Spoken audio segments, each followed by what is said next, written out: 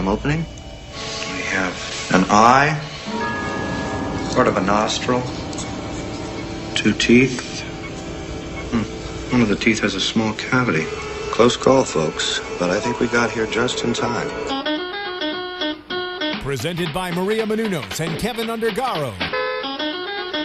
This is Anatomy of a Movie. In-depth discussions and breakdowns of various movie titles. And now that you've seen the movie, let the dissection begin. There it is. There it is. All right, nice music.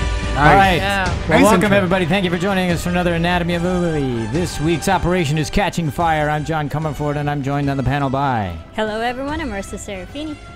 And good afternoon, I'm Sara Stretton. Hello everybody, Demetri Panos. How are you?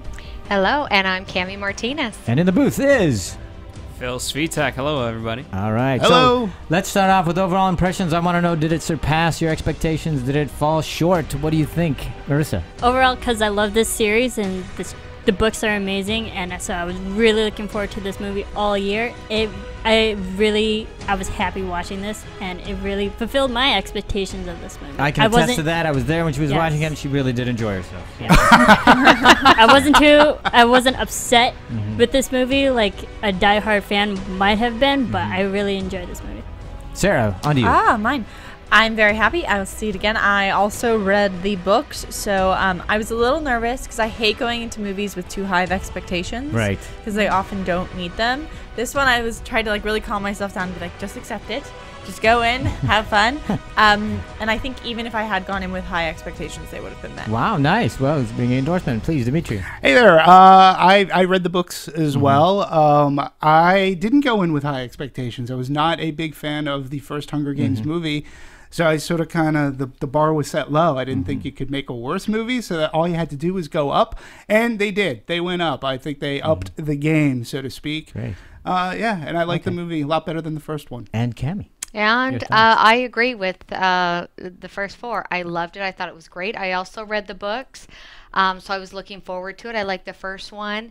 And then seeing this one, it actually exceeded my expectations. I thought it was amazing. I loved it better than the first Hunger Games, and I've seen it twice now. There you go. Same here. here. And Phil, now I happen to know that you did not read the books, so you can tell us what you thought of the movie as it is. Well, yes, for me, I was really not looking forward to seeing the first one. I saw it 3 or 4 months after it had come out in theaters, actually, and it took me by surprise because I actually enjoyed it a lot. So I was looking forward to this one. I didn't want to be part of the madness by seeing it opening night or whatever, so I saw it kind of at an obscure time. And overall, I did enjoy it. There's a few plot holes with the movie that are evident, which we'll talk about, but overall, the experience was fun. Okay, and speaking of the things we're going to be talking about, we're going to get into the controversies that have crept up because of the release of the movie. We'll also be talking the opening weekend and the premiere that I think, Phil, you have some interesting insights on that, if I'm not mistaken. We'll talk about the cinematography and the different shooting style as opposed to the first movie. And where I want to start off is the filmmakers and the changing of the guards. But before we do, we didn't get, what were your feelings? We'll keep going with filmmakers Fair and the enough. changing of the guards. Oh, well, dude. So what I wanted to talk about was specifically that. I mean, so we got a whole different crew. Yeah. And what do we think? Do we like this change? Were we happy about this change? We don't really know specifically why Ross was not brought back. No. Unless anybody has any I've got nothing there's nothing concrete. It just seems usually when a guy directs a movie that is so big for a company, usually bring him back in one way, shape, or form because he shaped. But then again, you can look at what's her name, Catherine Hardwicke, who directed the first Twilight movie. Is that her name? I think, and she wasn't asked back. Yeah. So and you could easily make the argument that the books were so big that you could have any capable director in there, even if they didn't do the first one, and still be fine because you have such a great fan base already. Absolutely. As long as they're capable. And let's be honest, there was some conflict about his directing of the first one. Sure. Yeah, and I think I think that they found a good director in crew in Francis Lawrence. One of the things I said, I didn't like the first Hunger Games, and partially I think because of the directing. It had a lot of that, what we've talked about before, shaky cam stuff and scenes that didn't need it. And I just wasn't a big fan, but I think Francis Lawrence did a really very capable job And he did something to me that was pretty sly. He turned the Hunger Games he turned it into more of like an action movie. I felt that's what the arena looked like, and he did a good job. Yeah, I think they found a good guy to do it, and he's going to be doing Mockingjays Parts 1 and 2, and why not? If you can get a director to keep that theme going, and the movies will have that same feel and style, that's, that's by the way, it wasn't, interesting. It wasn't just the director. Yeah, let's get into that. Thank you, Phil. On the first movie, they had 3 editors. On this one, they just had 1. Alan, I'll get his name.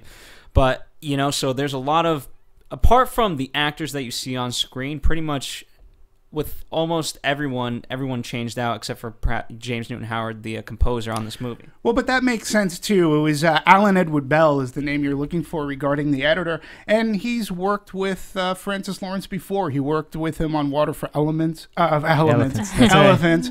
So usually when a director comes in, he works with the people that he's comfortable with. Usually brings them in. So that's right. I understand that. I don't see any like big controversy. No, because that's what you would really do. I mean, whatever director would come in, he or she would want to bring in whatever crew they're comfortable with, as you just mentioned, or unless there's some sort of agreement or arrangement they had with the previous cast or crew that they were going to work on all 3 at the same time, which is rare when you do it with the crew. Tough. Yeah. The crew. Maybe the cast, but not necessarily the crew. And looking at the cinematography, they're all going to be Jill Willems, who did the cinematography, and this is also going to be working on Mockingjays Parts 1 and 2, as well as the editor. Well, let me just pose the question, just because let's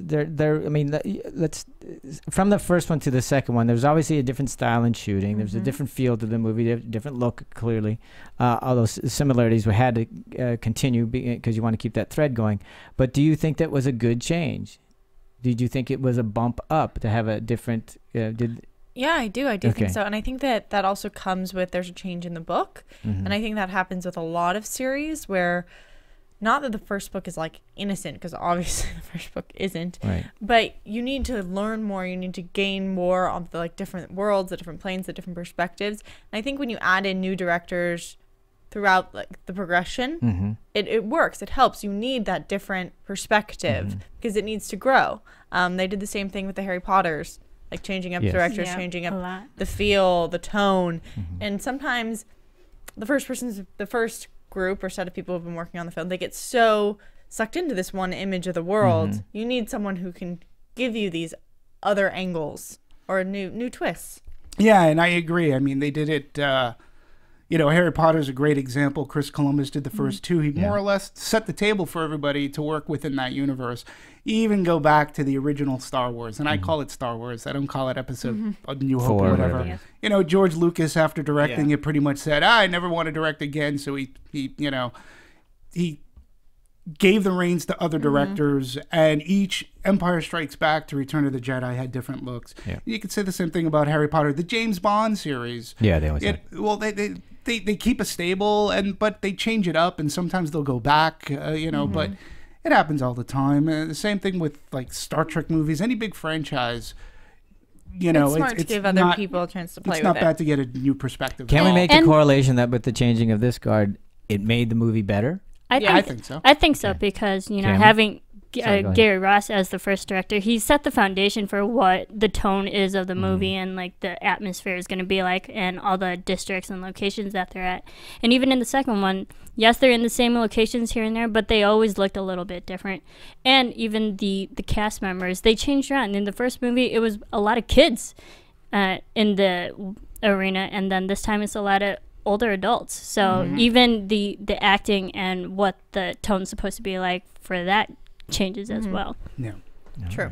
Okay. So Cami, what did you think? Yeah, I agree. I definitely think that it was a good change for the film. Like I said, that I like the second one better. I think that had a big play in it, just to have the different perspective. I think it was shot better. It had the better editing, the cinematography. I think that the crew was definitely a needed change. And I think the games also, Herbert Ross, or Gary Ross, I should say Herbert Ross. Geez, now that's the 70s. Yeah, that's okay. Gary Ross, he made the games a lot more grittier, where in this one, the arena it's a different type of an arena altogether. So, getting a new perspective on things, really helped. All right. All right. So since we were talking about source material, then we want to go into what you were just mentioning. It's a different look, but what I'm asking specifically is for those of us who've read the book, and I have not. I want to know what you thought about how faithful it was in terms of presenting itself as a good rendition. Are we going through good and bad, or just whether or not it was either one you want, whatever you want to talk about? I'm going to hand it over to the people who've read the book the most recent. Right. I'll be able to talk. There were 2 parts in both Hunger Games that I'll talk about, but okay, let me be more specific. Yeah. For those who love the book, and I assume you did, because did it meet that expectation? Did it go, yeah, this was a good rendition of the book, or no, because they missed so much, or because every time you read a book and then you see the movie, usually the movie falls short because there's so much you have to condense. What I'm asking is, did you feel that it was faithful to the book enough where you go, yeah, I think this was good? Yes, I think so, because of reading the book, we always have our own interpretations and our own imagination of what the arenas or whatever thing's going to look like. I had read the book recently, and rereading it and then seeing the movie, I'm like, yes, it did stick to it, because they said it is a thermal hot place and a lot of forestry, and so I imagine like a jungle kind of thing, and you get, yes, Hawaii. And then, but me reading the book, I imagine more like a battlefield, kind of like a little bit of open ground with a lot of shrubberies and trees around. But going back, and then you have to have the water and beach. I'm like, there's no perfect place than to shoot Hawaii. So yes, it did live up to visually what the arena was supposed to look like. Or any specific thing that they left out that you were going, how could you leave that out? Yeah, there were. I think that there were. I also think that there were some trade-offs that the movie has to like bring in to make it make sense to the audience. Visually, I personally think they captured a lot of the settings very well. The train, the districts, the arena, the Capitol, even into like their progression in front of President Snow. All of that visually excited my imagination. I was like, this is great. It does encapsulate what I envision. Things that they added that weren't in the book were specifically like the granddaughter of President Snow, bringing her in and how she ties in kind of to how the Capitol is feeling towards her. Like she is one of our only clues as to how the Capitol is actually reacting to Katniss. Besides what they're kind of worried about you not turning into. Besides the fact that we get them like chanting Katniss as she's entering the procession, like that little girl is the key to like, oh, everyone wears their hair like this. Oh, I want to be in love with her. She's one of the only reasons that we're seeing that people believe Katniss or are on her side. I did like that arrangement. I also liked how it played into President Snow's frustration and his viewpoint and how he's kind of seeing how she's influenced or impacting his people. So that I thought was a good point, and I thought it was a good use for the movie, as well as the scenes between President Snow and the new. I just want to use. Thank you. Plutarch. I was like, we'll see more Hoffman. No, as well as the scenes we got through them. I liked that addition. Things I didn't like. Go ahead. Well, there's a couple, and I know Demetri and I share one of them, so I will definitely save that one for last, so you can go into that, because I thought that, first of all, I love actors. I think we'll get great news of them. For me, the love triangle that I've kind of envisioned between Peeta and Gale and Katniss is kind of lacking. I see that there are moments where they seem to be really in love, and you get the reaction shots of people being like, oh, maybe they do care about each other, like their kisses, but I haven't seen why they're falling in love. I see moments where I'm like, oh yeah, that looks like they're in love, but I haven't found the reason why, and I thought that there was an opportunity for that. They really built up Peeta's character in this. Like, they give him more opportunities where he like writes his own speech. He's becoming his own. You can see his viewpoint being like established, but I haven't seen them go through that. Like, I don't like. It just seems like Katniss is putting on an act at certain points, and I don't see why she loves him or anything. And well, as someone who hasn't ever read the books, I didn't know that she was really in love. I didn't think she was in love with him. I thought it was all in I'll just take one. I mean, this ain't Twilight. I never looked at these books as a Camp Peeta, Camp Gale kind of malarkey. And I did use the word malarkey. It wasn't it's never okay, it goes about along this. With Herbert Ross. Yeah, I mean, of course. Funny. It just it was never about that to begin with. You know, if you read the read the books, and I think there is more compatibility if you're going to go down this route between she and Gale, only because of their previous relationship. But what happens with Peeta, and again, it's I think it's pointed out in the books rather well, is that it was a fabrication, a lot of it. She gained respect for Peeta early on, even in Hunger Games, you know, being the baker's son and such. And she doesn't want Peeta to get hurt. She understands that Peeta is, for all intents and purposes, an innocent. You know, he doesn't necessarily belong in these games. And, you know, I think she has a great care. She grows a great fondness for Peeta. But I don't know. It's Twilight set this dopey precedent for Hunger Games that shouldn't be. Okay. That's the way I look at it that way. The thing is that on screen we see more Peeta than we do of Gale. But in the books we know that Gale and Katniss have had this friendship relationship that has grown a little bit over the years and whatnot. And then when Katniss is actually thrown together with Peeta throughout the whole thing, and yes, their relationship was fabricated just so they can survive. True. And then everyone loved that, and that was the reason why they kept alive during the games. That people were rooting for it, and then even after the games, they're still rooting for it, and they want them to be together. Like the Capitol people want them to stay together. So, but throughout the book, yes, they point out just Katniss's realization of what Peeta is a how good she guy. Cares about them. Peeta, she genuinely cares It about does. Peeta. And that's what I was saying. Cami, you look like you were gonna. I was gonna say the same thing. Yeah, I think that they are doing a good job. I like the way they have the characters set up, simply because in the second one, when Peeta says, "I don't have anything to live for. I don't have any family or nothing. You know, nobody needs me," and she says, "I need you."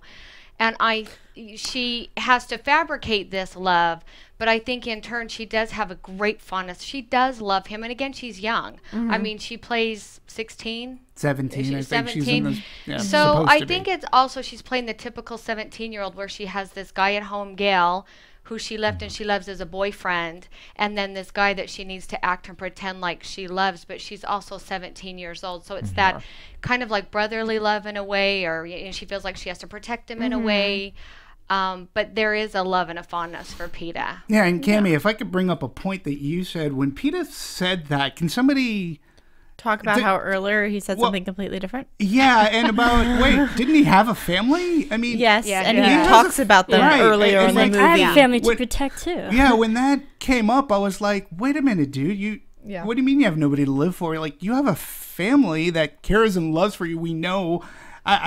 That scene in particular sort of kind of stuck out. Something happened to them between the time he said that. Yeah, they did the three-finger salute. Exactly. Well, they did. They ended up, they destroyed District 12. So, but I think what he meant is he didn't have people he was in charge of protecting. Exactly. So much for her. Like she had her mother, her sister. She legitimately cares for him. Peeta? Yeah, absolutely. See, and you didn't get that. No, not at all. I thought most of it, and she kept saying, "Look, save him. If anything happens, he's the one." And I'm going, "Why? I don't get why. I never saw why." It's like, is there something I'm missing? Is it in the book? I think we've lost that. I think we keep getting the end result, like this is what I want you to do. This is the kiss I love you, but we haven't never seen saw her build that. I didn't see it anyway, and I thought the whole thing was just a ruse, just to keep. It's interesting. Survival going. And Phil is not having read the books, like, because I wonder if that would have changed if I would have looked at the movie differently. Phil, what are your thoughts on that? At the end of all of this, I never really thought that Katniss loved Peeta. It wasn't until towards the very end that perhaps that was starting to happen. And a lot of it early on. I mean, in terms of you talk about the Twilight thing, I think a lot of the early part. And I think I even want to say an hour and a half of this was just spent on that, which I think was more to the fangirl, rather than perhaps, let's say, me or Demetri, because we wanted to get to the Hunger Games. So I thought they did a really good job with that. No, I'm serious. Why are you laughing? No. Because you left me out of that. Because you left Phil out. Category. Well, I feel like we do need to move on to more of these differences and catches. So before I give Demetri the last one, I do want to talk about one that I was really missing that I don't feel like a lot of people have talked about, which is the fact that we're not getting a lot of never got Haymitch's backstory.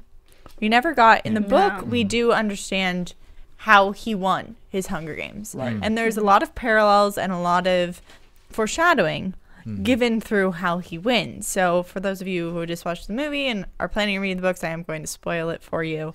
I'm sorry, don't listen to me for a minute. Basically, Haymitch won the last quarter quell. So he's been through something where everything was changed on him.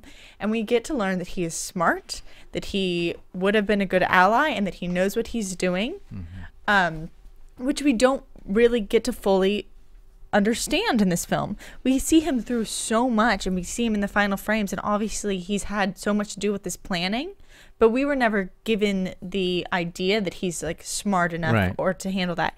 And also the way that he won was he used the force field of the Capitol against them, and I believe he never actually even killed anyone himself or something. No, the axe bounced back. And so he never actually killed anyone. He used the Capitol against him. That's nice. Yeah. It's very nice. It's because, and it gives you a lot of layers to him, and it also shows how Katniss uses the same strategy, and it being in force fields. And we do get, in turn, they gave us the beady or the nuts and bolts, and looking at the shimmering, we get it there. But I liked that in the book it's tied to Haymitch more, and it gives him more footing for all the planning he's done and all the defense we see in support of Katniss. And to your Haymitch point, correct me if I'm wrong, but isn't it Haymitch in the books who says, Katniss, know who your enemy is, or remember who your enemy is? It wasn't the Finnick. It wasn't the Finnick character, and he says it in the movie, and then Finnick repeats it. Okay,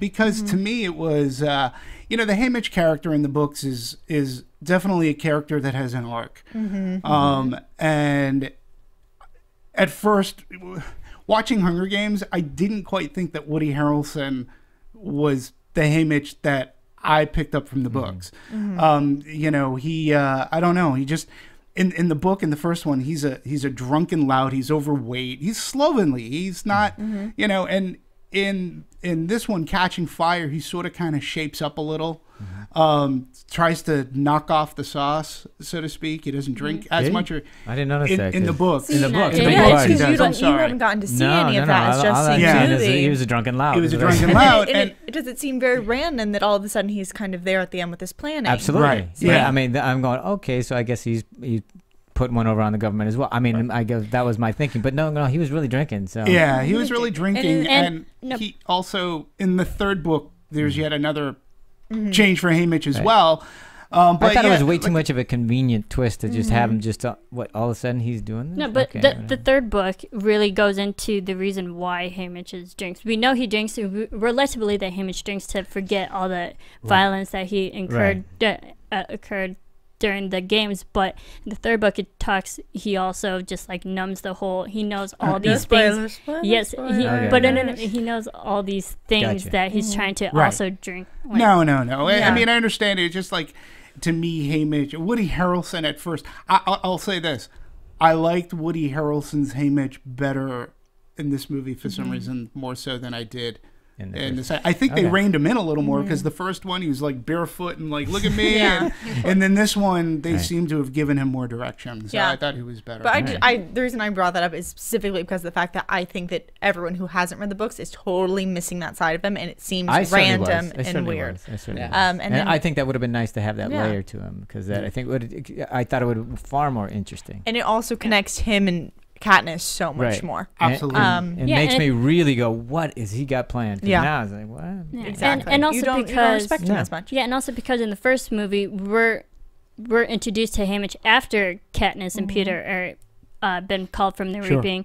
But this time we also see Haymitch, his reaction to knowing the fact that he's also in the reaping as well. So we get his realization that he could be a part of the games again too. Yeah. So, do you want to take the last one? Yeah, I know we're both kind of annoyed with this. Yeah, because it is. It's again, it's a small thing. Sometimes, whoever said, forget about the small stuff, it's all small stuff. Not so much, I think, in movies. You can omit a small thing that's very relevant. And in the first Hunger Games movie, I had a huge issue with the Mockingjay pin that you're sporting. Looks very nice on you. Right there. Looks very nice. And in the first movie, that pin was given to Katniss just before she was going to Capitol for training for the games. And she was in the governor of District 12, and it was the governor's daughter basically took her to another room and said, hey, look, it was a way of saying, we all support you. I'm giving you this pin. And she says what the meaning of the pin means. She goes, and I want you to have this. This is like, in a sense, it's good luck, and it means so much. I want you to have this. And it was a very important part in the book. The movie trivializes it, where they go, she basically picks it up at a flea market. She's walking by, she sees the pin, goes, oh, that looks nice. It's and free and there's no risk. Yeah, and it's like, oh, here, dear, have the pin. And I'm like, how do you do that? And I'm like, well, they can't do this in the second movie. And in the second movie, they take a very important part of the book and they don't even showcase it. And it's a scene that Philip Seymour Hoffman as Plutarch, basically he's the new games coordinator. And it was when they first dance. The ballroom. The ballroom. And in the book, he shows her a watch that has a disappearing Mockingjay on it. And it's a clock. It's a watch, which we know after seeing the movie figures into the plot big time. It was a hint. It was a hint. It was a hint. And, it was a hint. Huge. And instead, they chose to go sinister.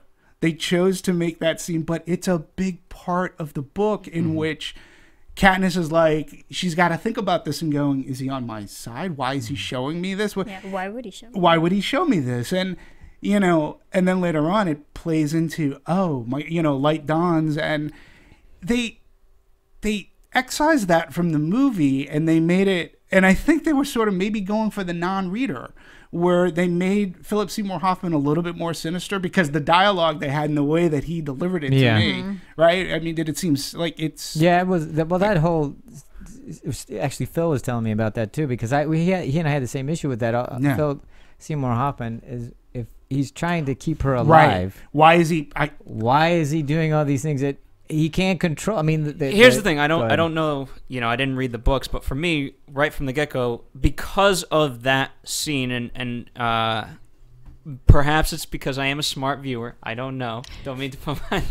I'm going to such hate mail for that. But I knew... You're a smart viewer. I knew that Philip Seymour Hoffman was going to be a good guy and that he was playing Snow. Yeah. They had those 3 scenes, and I was like, okay, this is too strategic on his part, and Snow's kind of going, and Snow's kind of calculating him too, and he doesn't, something's not right, and I think it's to Katniss's advantage. Yeah, I mean, this really bothered me. I think it's a huge symbol. Yeah, it gives away, it was really a sign of help, and it makes all these other little things even flash more. I also think it takes away a little bit of the credit to of Katniss. Well, here, in terms of a symbol, because in the sense of this, right, Katniss is supposed to be almost like the Dark Knight, where even if she's killed, she's a symbol of hope and all these different things. And so, in order to convey that message, we get that one great scene where she spins, remember, with the costume, right? Yeah. And there she is as the Mockingjay, but you do have to convey that, and so that is tough to hear that it was in the book, but it wasn't in here, especially when people are saying that it is so faithful, from what I've heard, to the book. And it again, going back, it discredits the symbolism of the Mockingjay. It's yet another, we're leading up to the final story, which is called Mockingjay, and yet the first 2 movies have sort of kind of fluffed off the side. They brushed aside the emblem on the cover of the book. Right. That's important. There's a reason that was your cover art. But we also did see the symbol of Mockingjay when they're on the train, and it's on the wall, and we do see it on a piece of parchment. I get that. But the whole idea of the watch and the timepiece, and then the figuring out. That was it's and again, to your point, because I was thinking this too at the end with Plutarch, at the end of the movie, I was like going, the way it's presented in the movie, it really looked like Plutarch was going out of his way to kill her. Like he was doing everything well, we're here, let's spin the thing around and let's see and I was like going, wow, that's sort of kind of crazy. And I think if you had some semblance of they threw one throwaway line when somebody came out of the bushes, and they go, and Peeta said, wow, it's almost like that person sacrificed himself. There's a few. You know? There's a few little instances. That's why I didn't find that there were like enough, but I knew going in only because I read the book. But how do you let, again, it's the small things, and it could have been so easily done. You were already filming that scene. So right, I think they purposely left it out, and I think that was the new director's vision of it. And I think if he would have pulled the watch out at that time, it would have been too obvious that Philip Seymour Hoffman's character was totally on her side. I think he wanted that to be, you know, the climax at the end, which it was a big cliffhanger. And for those who didn't see the book, who watched the movie with us, they didn't feel they were missing anything. They didn't read the book. They didn't know the watch.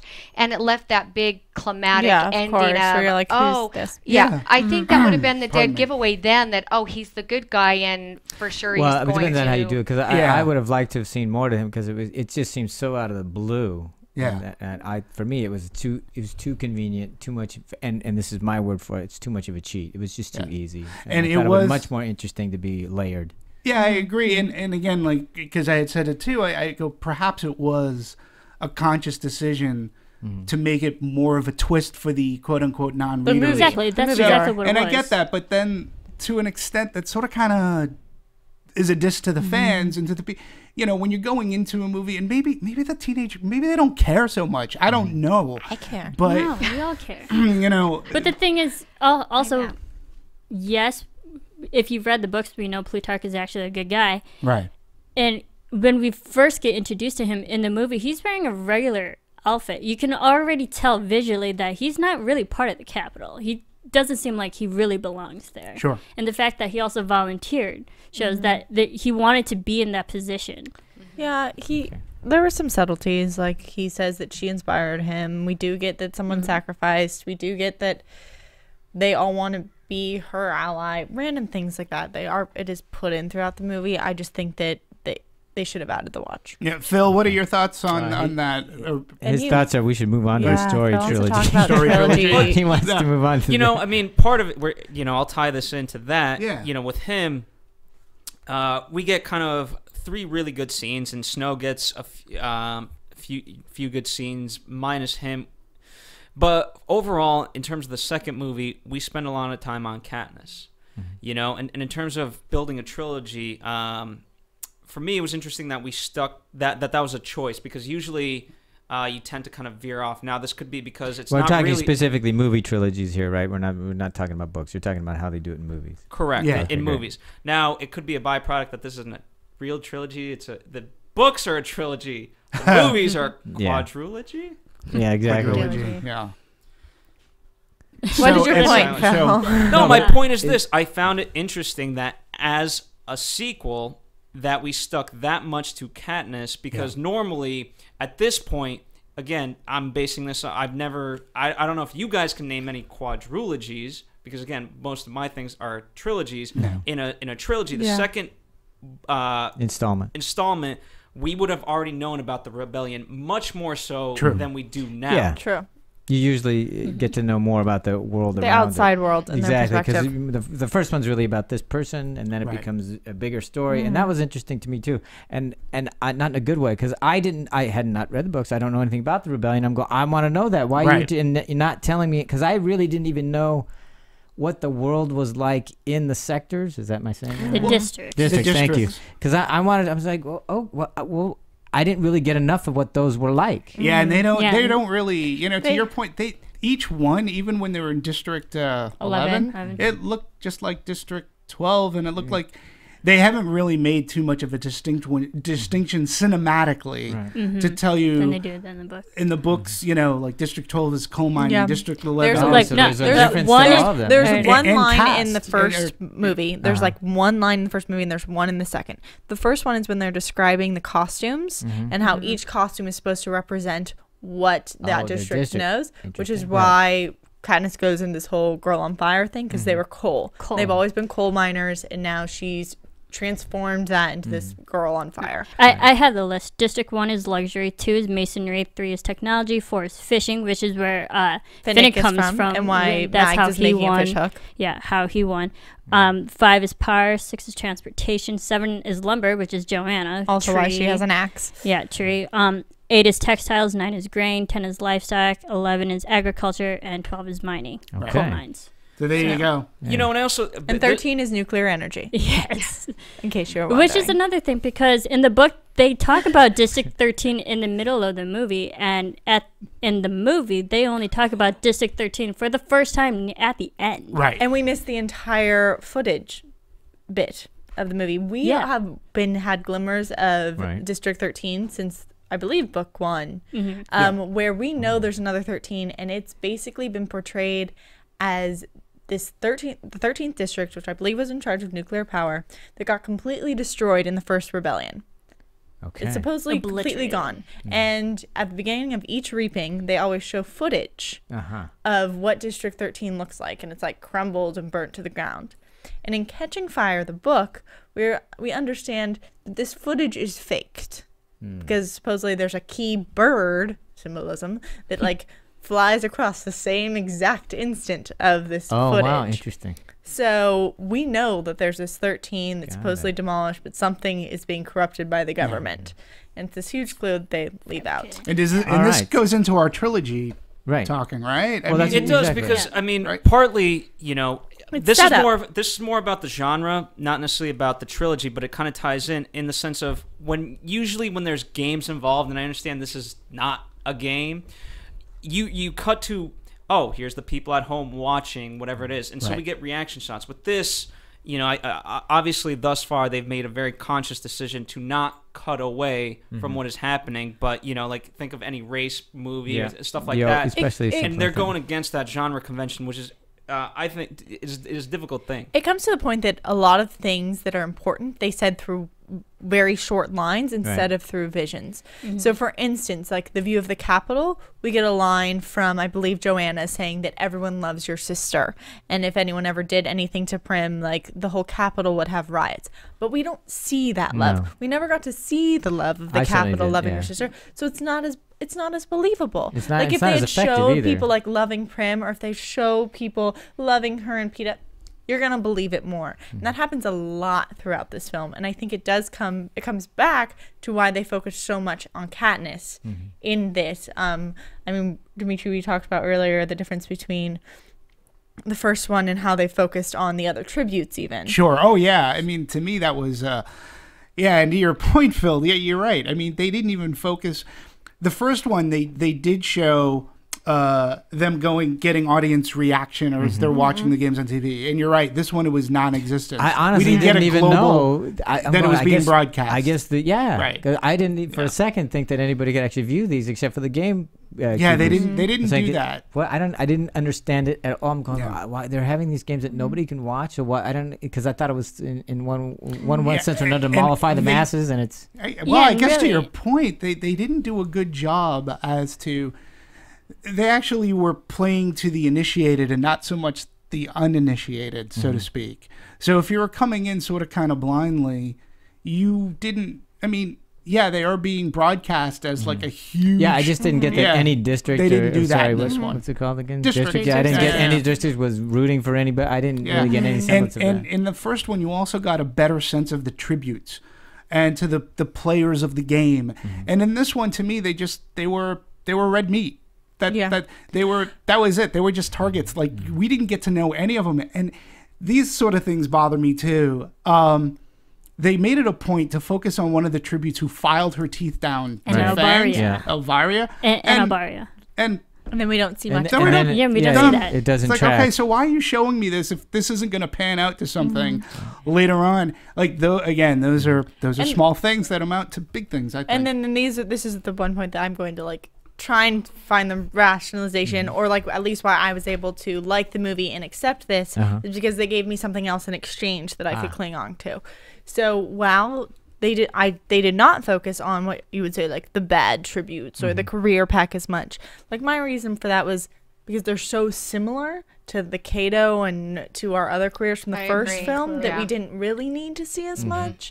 And also, you know, they are fitting 400 pages into this 2.5-hour film, and instead they gave me other supporting characters that I really did like. Like I really did like. I think more than Demetri, I really liked Nuts and Bolts. I really liked Joanna. I really Finnick. I liked Finnick. I liked Mags, and she didn't have a single line. Like, you know, like these are the things that they gave me that I was able to be like, I do care about these people enough. I care about the team that she's created, and they're not a team. They're Team Katniss. There's a difference. I mean, you can see it in the gold emblems. Each gold trinket really isn't about them being a unified team. It's about Katniss being up here and them all being a team behind her. But she's not even aware. Yeah. The thing is, because the second movie, Katniss has more allies in this one than she did in the first game. Yeah, but she doesn't know. And again, I'll say from a story standpoint, what's the basis for that? Why not let her in on the deal as to what's going on? So that they had the one line they were afraid that she would be found out in some fashion. I couldn't remember what the one line is, but as I was. And Phil, I think it's more because she makes rash decisions. Yeah. Phil, what were you going to say? Okay. I was going to ask this. We'll obviously talk about the third and fourth movie at length a little bit later. But in terms of that, why not kind of put some of the third book in here so that way you trim from that and make it into a trilogy? Because I think, for me, it's one of my biggest frustrations, but also one of the good things about this movie is as soon as it ends, I'm like, well, I want to see the rest. Right. Yeah. But again, I think they could have done that, and they could have answered some of these questions because, again, unfortunately, we are conditioned in these ways. Yeah. It's like, where's the rest? Where's the rest? Well, and to go, and where's the baby? To do that, where's Catching Fire ended exactly like that. Yeah, it did. With Katniss finding out there's no District 12 anymore. No, and the book ended that way. But I'll want to go back to the tributes in one way, shape, or form. Because if you're killing off, like I never got. There was you say nuts and bolts. Do you remember who nuts and bolts were? No. Beatty. Okay. Do you remember who Beatty was? Nuts and okay. Bolts It was Amanda Copper Wire. Yeah. I just don't remember his name. It was Amanda Plum's character. Now I do. And, it took me a second. Right. But, yeah. And I forgot it. Nuts and bolts were two guys, two people. In the book, when she dies, TikTok woman. I mean, it was sad. It was in this movie, outside of like Katniss and stuff, anybody who got killed, I could have cared less about because I didn't know anything really about them, and I didn't get to know nuts and bolts like I did. There wasn't that binding. I don't think that detracted from the movie at all. I happen to disagree, and I agree with Sarah. I think in exchange they gave us other things that made it enjoyable to watch. I don't think we needed to know all the backstory between every tribute. I think the story that we got of each of them was enough to make the movie successful. You got to know a bit of them. Mags, like you said, didn't speak at all, but yet you grew to love her in a short period of time. But did you really love Amanda Plummer? No, I mean it was more emotional when Mags and she did it in a she sacrificed herself. But the thing is, if you read the book, Mags was a really important person to Finnick, and we saw that Finnick was really attached to her. Sure, we understood why he felt for Mags when she died. And the thing is, but Nuts and Bolts, they played their part. Nuts gave the exposition. It's the arena is a clock, and that was necessary for everyone to learn. All right, that was done. So yes, she died, and she had really nothing else to add to it. I could tell you a lot about each of. I feel like I could talk about each of those characters a lot. I could give you some of their story. You have a relationship between Nuts and Bolts. You have how they've helps the Capitol, how they've been used in the other ways, how he went from being a victor to creating some of this technology. You have this. Phil's trying to talk to me about something, but I'm going to keep going.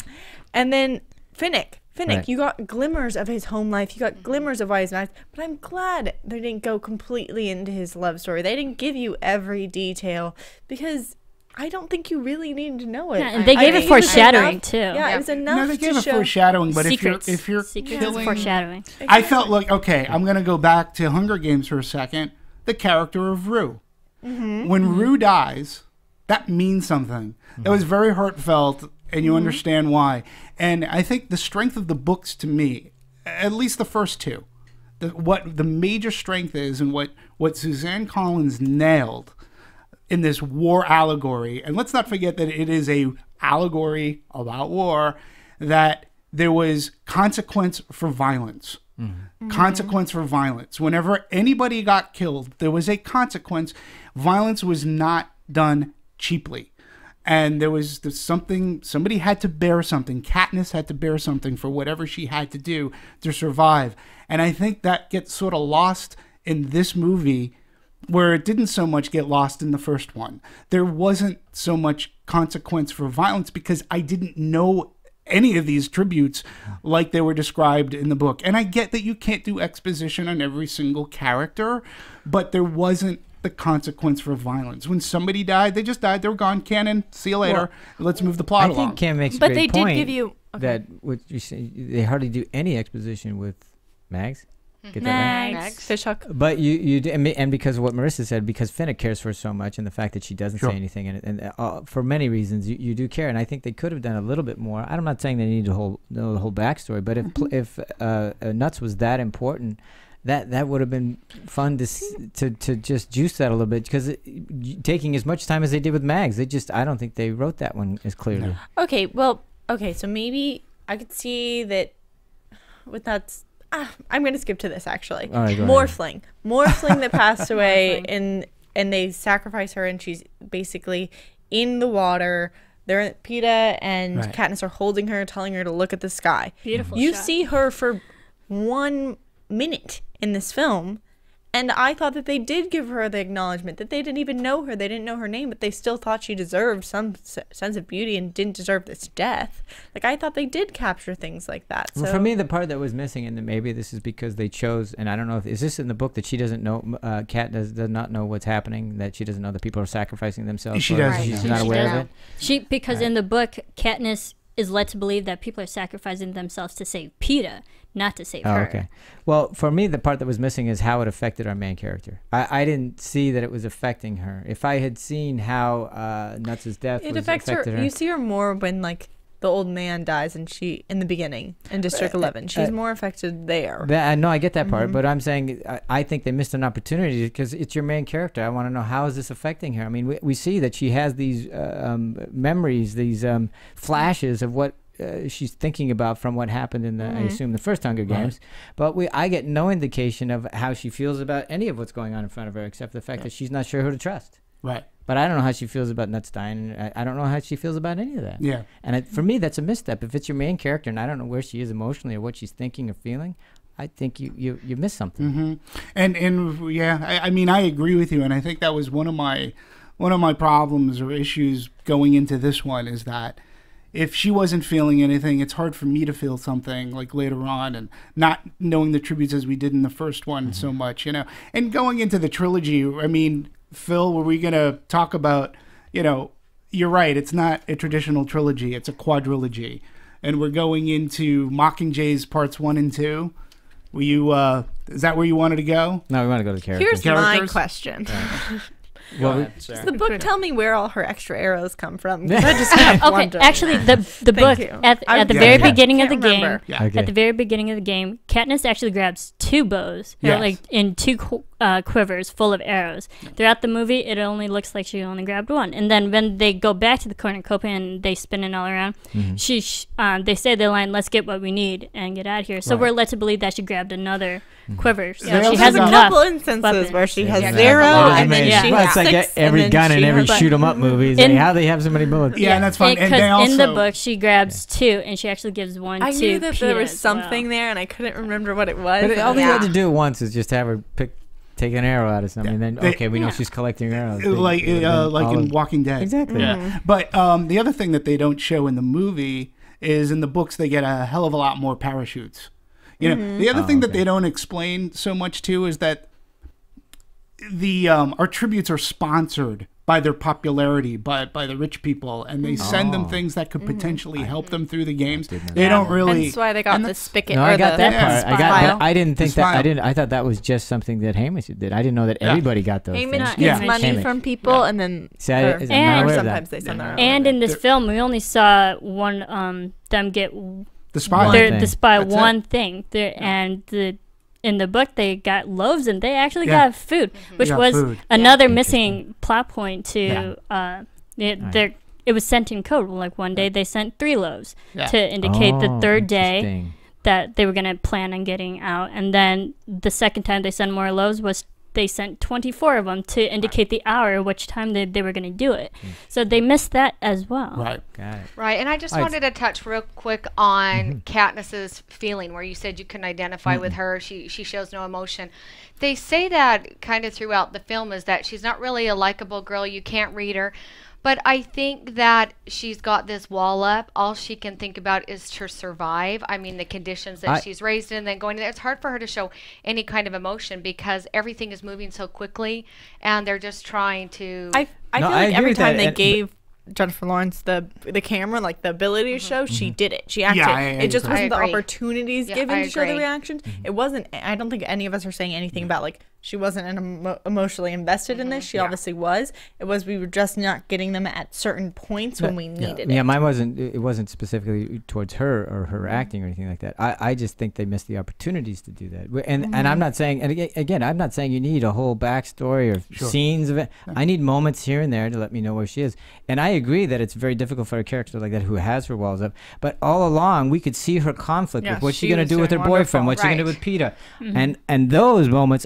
They were willing to show. Right. Well, when Gail says not you love to show me, it in other ones. and she couldn't, she's like, I can't even deal with that right now. I think she didn't want her heart to be anywhere because she didn't know what was going to happen. But they allowed you those opportunities to see those conflicts and those inner turmoil. But in certain ones they didn't, and I just think those are missed opportunities when you're not allowing me to show the conflict that your main character is going through. I think you miss an opportunity. Yeah. And but one thing that really wasn't. It was just. I know we have been before, but one thing too that was really completely forgot about is this whole thing started because she wanted to protect her sister.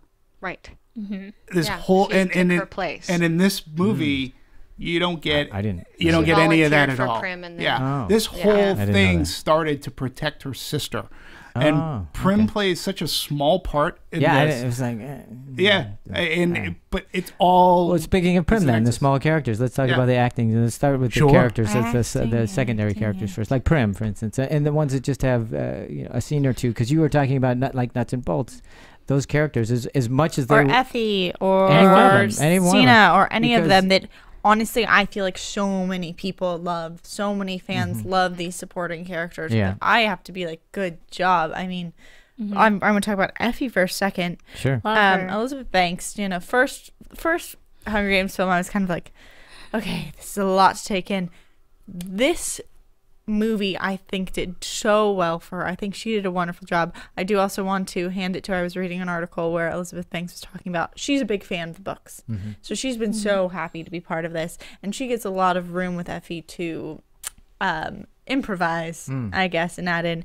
And one of the small touches that she had, just for a love of the fans and a love of the books, is she puts in that the library cabinets were all mahogany, which is it was a tie-in to the first film where Katniss stabs a table out of like anger, and she's like, "That's mahogany." So she brought it back, and she specifically on that take was like, "You keep that in. The fans are gonna love it," and they have. And that's being a smart actor and being very aware of your character, aware of your audience. I'll say of Elizabeth Banks, like I didn't really like the portrayal so much again in the first movie. I think Elizabeth Banks is a very talented. I think she's a beautiful actress. I think in this movie she was actually given the opportunity to show her humanity, especially under all that makeup, all that gaudy costuming and jewelry.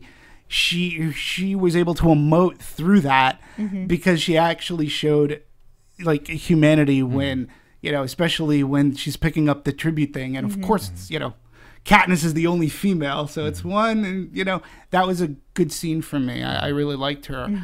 I personally would like to talk about only because I have some. I was going to say something about Effie. I loved her character growth in this movie because she's the person who like gets all the Katniss and Peeta. She tries to keep them positive, even though they know they're probably going to their death. She's the one that like really makes everyone happy in every situation that they're in. And the thing about the second book, they don't really touch upon Katniss's makeup and wardrobe team because they're the ones like Octavia and Flavius. Those are the characters. We saw a little bit of them in this movie. They're the ones who actually get emotional when they say goodbye to Katniss, and it wasn't really Effie. But because we didn't touch upon those two side characters, they gave that moment to Effie. And people love it, and that was a good choice. And I didn't mind that because we saw Effie, she's the more nurturing mother, like surrogate mother to them, and she's the one, even though she's trying to keep happy, she still feels bad that Katniss and Peeta still have to go through this. It was a good direction that they took with no, her. I agree 100%. And again, you one of those moments where they put something in, right? Yeah, which I didn't mind. And you know, you had a good actress to pull it off. I think she's a very underappreciated actress. I mean, she can do drama, she can do comedy. She's very funny.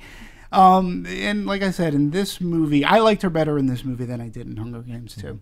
There we go. And you, I think, wanted to bring up Joanna. Yeah, I mean, Joanna Mason to me was is a needed character. This is the character played by Jenna Malone, and to me, that character had one of the standout scenes in the entire movie because she does and says something that we as audience members, maybe people in Panem or whatever. I mean, she's the one that gets up on stage and says, I already fought for you. I won. You promised me I'd never get back into these games again. I'm supposed to be living the lap of luxury.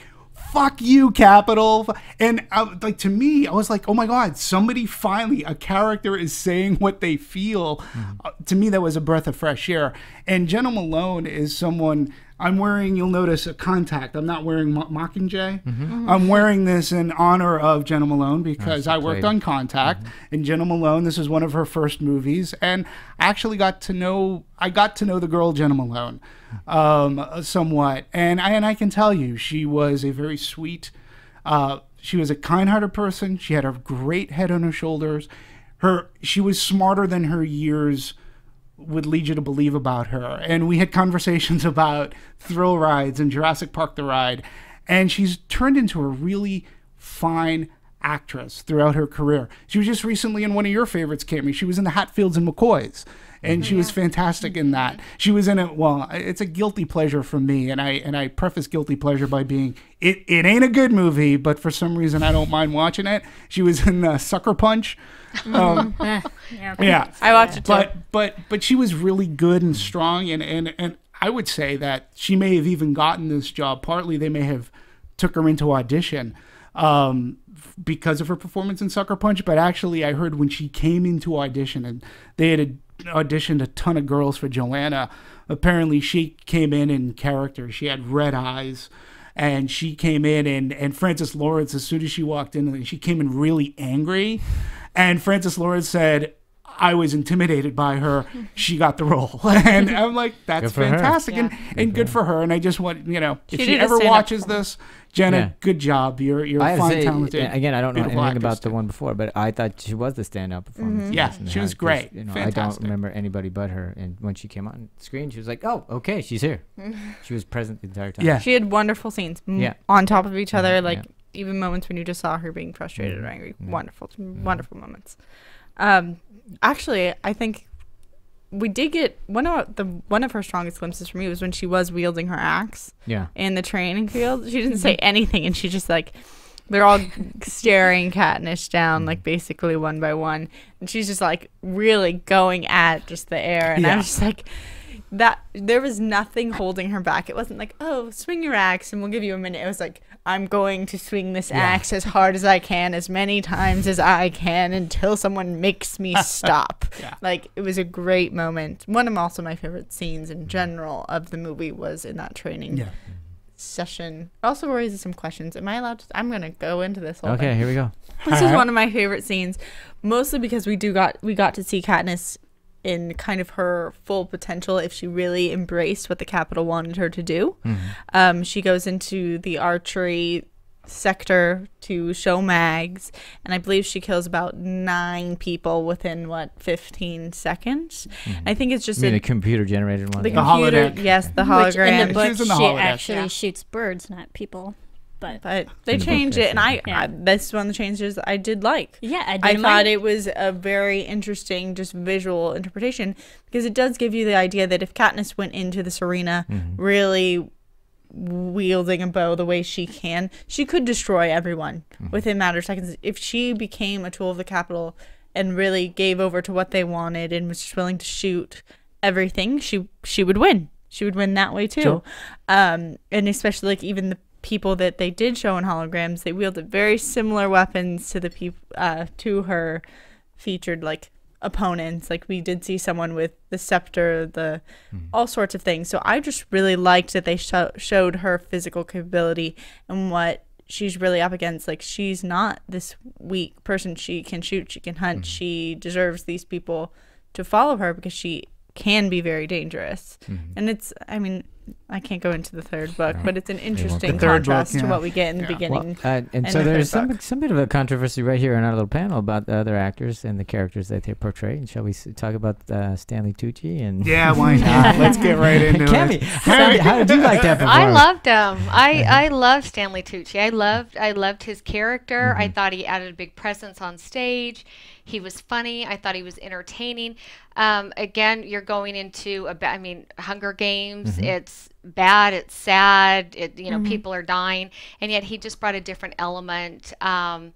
He was kind of fun and entertaining to watch, I thought. And I'm gonna jump on that because, again, I didn't come in this knowing anything other than I just looked at him and the veneer that he had on. I go, he perfectly represents what I think is the Capitol, which is this. They're all about the aesthetic and the presence rather than any substance underneath it.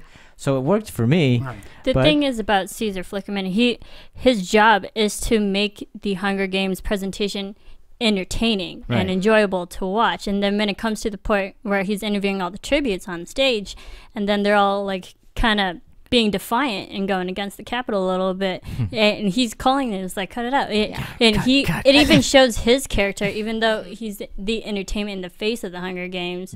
He's even concerned when he realizes that they're starting a little, even the Capitol, the tributes are starting a little bit of an uprise.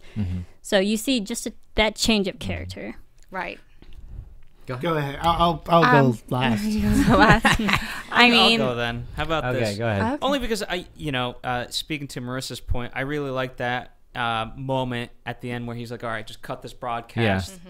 I've had enough of this. This is what you guys send me out to do. Like, did you seriously not think that these people would be just complete a-holes because they don't want to do this, and I'm supposed to smile for this? Yeah, I've had enough." Yeah, and I love that moment from him, and I thought he played it really, really well. Because up until that point, he was all like, "Oh, hey, good for you." Exactly. Yeah, and I mean, I think it's fun. His character to me is entertaining. I think he does represent the Capitol well, but I do think we understand that he is smart.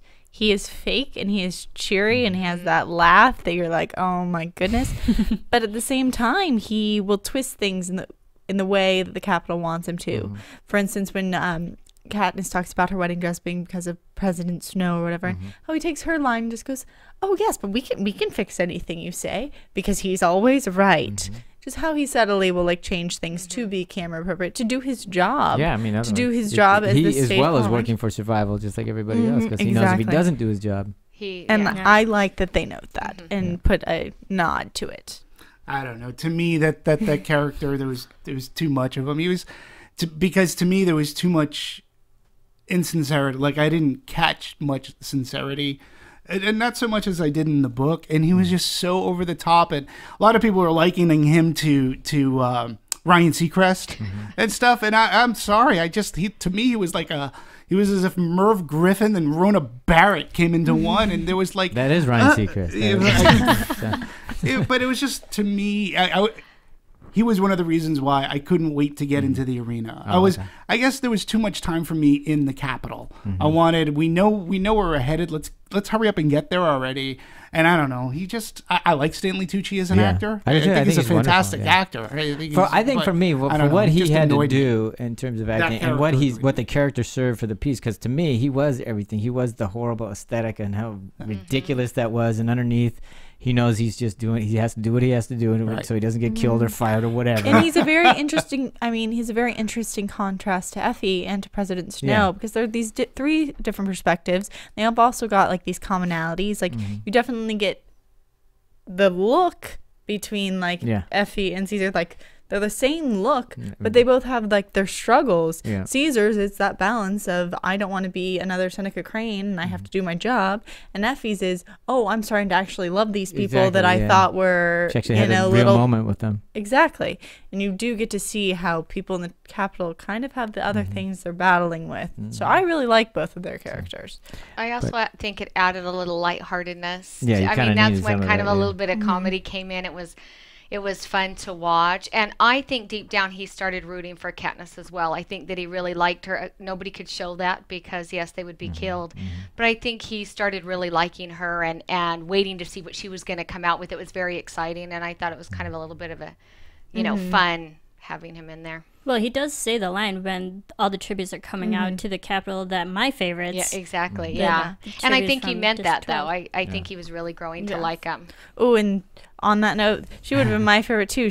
That was a beautiful, beautiful dress, beautiful scene. Awesome. Great timpani so drums. Much better than, like, but the scene, that scene played, the chariot scene and the twirling scene in this movie played much better in this movie than in Hunger Games. Did in the first one, yes. You know, the first one, those scenes they look cheap.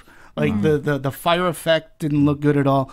Obviously, they had more money for this one because they made it look better. And when she it's called Catching Fire, for crying out loud. Better get that right. And when she twirled, like, you know, on stage, that scene to me, it was a really, really good scene. Yeah. I thought they did that part very well. Any other standouts in the acting or characters that you liked or anything that you want to add? Because, you know, obviously, scene-wise, I thought that Cena's final, well, who knows if it's final scene or not, his torture scene as she's about to go up the tube into the arena and they bash his face into that glass. Oh, yeah. I thought was done really well. Her reactions to it, too, just like the fact that they made her or that she crouched as she's going up and she wasn't just staring, that it was really her trying to get back down into that corner to him. Really loved that. Really loved District 11, just the actors that we don't even really get to know, the mom or his family, the old man who gets shot. Felt very emotionally connected to them, and I thought that they did a really good job. Yeah, like, that's an indication of how they actually showed you how it was having an effect on Kat. I mean, clearly. Yeah, it was effective because for some reason now I really cared more about that character than before. Yeah, and also the character, the Peacemaker thread, whipping Gale during District 12 when all the Peacemakers come and barge into their town. But that scene was a little adjusted. But yeah, he was scary. From what I saw, he was very intimidating. He showed everyone his place and his power in a matter of like 2 minutes. Yeah, no, and he yelled loud. You know, talking about characters, you know. Carried a big whip. He did. I'm comfortable enough in my manhood to say, you know, I liked actually the character of Finnick Odair, played by Sam Claflin. I thought, loved it. I actually thought as far as like he had more of a presence than either Peeta and or Gale. In this movie, I thought he was really good at what, you know, he had to portray. And then, you know, how in the end, how he comes back, you know, how we see him at the very end of the movie. But I thought that the guy that played him was, you know, he was really good. Yeah. And he did have a very strong presence. Yeah. Very strong presence. I would say also that he definitely outweighed Peeta for me. Absolutely. And I thought he walked the line, too, because I wasn't sure. Is he on or not? Is he on or not? I thought he really walked the line very well. I did a good job. Like, Peeta's moments, when I'm thinking about it, it's like the only really moments I'm really hold on to from Peeta is probably when he, like, drops the cards in his speech and he goes out and he really gives it a think. That was a good moment. That was his only really good moment. And it's as soon as Finnick comes kind of onto the screen that like, we kind of lose Peeta. I think another good moment with Peeta is when he's telling Katniss that she has a family back home and that he cares about his family too and their well-being. So I think that was another standalone. To fight for. Yeah, 2 minutes later. That was like another standalone. Well, I will say this about the gentleman who played Peeta is that in this movie, I didn't think he was as sappy. I thought they had a good conversation at the caboose of the train there. And I like that he goes, I know nothing about you and we're supposed to be in love and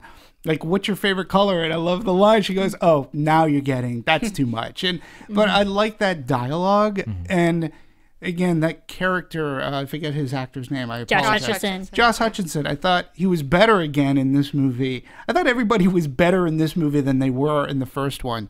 But you're right. Sam Claflin had such a presence that I think it overshadowed. And Gail is in the movie for such a short time. Yeah. Mm-hmm. Yeah. So. Yeah. But all the girls love Gail. Of course. Yeah. Just want you to know. Everybody's like, oh, they love him. And they want Katniss, too. Yeah. He's on there very, very short, but they tend to love Gail a little bit more than Peeta.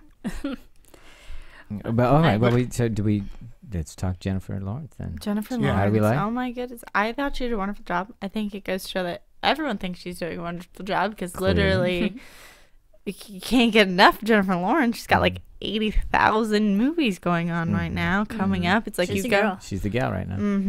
And full of charisma, and I think that she really throws herself into her work. And I'm trying to think if there was like any moment in this movie that she missed for me, and I felt like she really took hold of like every opportunity they gave her. She went for it. I just feel like she really, you can see the struggle that she goes through. I think that you do get a dynamic that she's torn in all these different directions and doesn't really know what's going on. And I believe her. I believe her when she says like she doesn't want to be the one that everyone's looking at. I believe her when she says when she really does want to just get out of there, to the fact that when she has to just, her screams are so real, and she has a scream like a bunch of times in this film.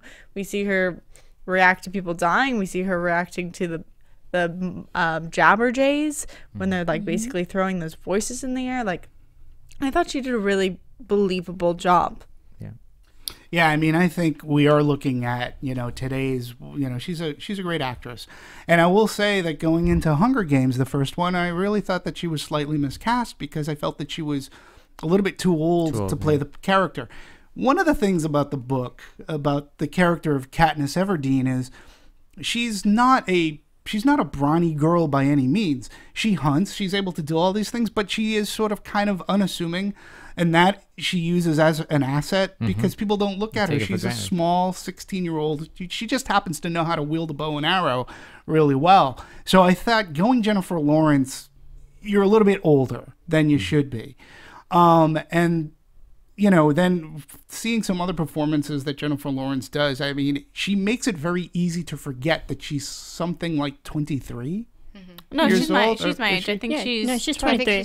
I'm older than she is. Right, and that to me shows like when she can be in a Hunger Games kind of a movie and then do a Silver Linings Playbook, and the upcoming American Hustle. But she's supposedly stealing the scenes in, so everybody look out. Yeah, and she plays much. She's able to play much beyond her years, and you're able to buy it because she's a very good actress. I thought in Catching Fire, I thought again, okay, I saw her in the first movie. I buy her as Katniss Everdeen, and I think as an actress, yeah, she's just, I think she's fantastic, and she's going to continue to grow as an actress. She has a gift. Speaking of Silver Linings, I learned this about her from kind of the commentary on that, where she goes into a scene. She doesn't really read the script too much. She kind of reads it once. Maybe will read it a little bit beforehand, but she kind of wants to keep it natural. And the fact that she can memorize all of her lines and hit it specifically, especially for a David O. Russell film in that case, I think is outstanding and such a. But don't be confused because she obviously knows the craft. Too many people think like, if you hear that of like, oh, well, I can wing it too. No, she knows the craft enough and she knows what she needs to do. And that's her technique rather than like her quote unquote winging it. Yeah, I agree. Nice insight. I don't know where you got that, but good stuff. That's good stuff. Yeah, no, she's I think she's definitely one of our finest actresses out there today. Absolutely. She's the it girl right now, and I think she's a good, strong person at herself, because I think if we did go the younger route, maybe with like what was it, Haley Steinfeld, if we went with like a younger actor, do you think they would have had the strength to keep doing all these movies? And I mean, if I had always thought, because I always love Hit Girl, Chloe Moretz. I think that she definitely could have carried it off. Now, going into Catching Fire, I'm fine with Jennifer Lawrence. I've got no, I mean, she's great, but, you know, I always go to, if you're doing a saga, if you're doing a franchise like this, to me, the best casting in the world for this sort of thing was what Christopher Columbus did, or what Chris Columbus did for Harry Potter. I mean, he picked those, they picked unknowns, they picked them young. I mean, so that we actually, as an audience, we grew up with them. So even though when we get to the end where they're older than the characters they're supposed to be, that's okay. But they picked them so young and they became so great at their craft that, you know, to this day, I still think that what they did with Harry Potter goes understated. I think if you go younger, because you're filming multiple movies, you know, Jennifer Lawrence is going to grow. She's not going to look like a 17-year-old. You know, but I think that she's a good enough of an actress where she'll carry it off, you know, and make it work. Speaking, you know, Sarah talked about this, but I think it deserves to be highlighted just one more time in terms of her as a strong character and believability in terms of her. You know, it's that scene where she is training with the arrows, and it's a great combination of her having physical awareness of how to shoot this. And then obviously it helps, you know, it's a combination of her and CGI, but you really believe her that she is strong in this.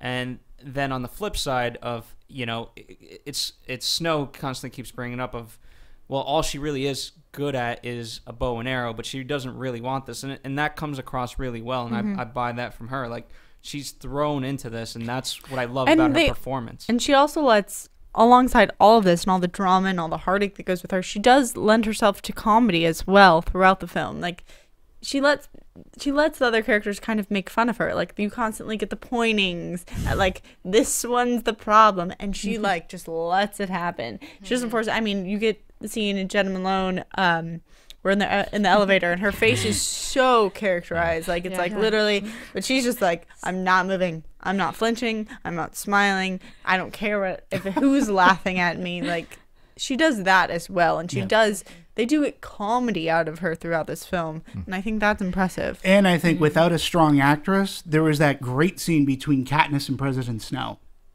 and without a strong, you know, it was a scene where he comes to her house. Right. And she confronts President Snow. Yeah.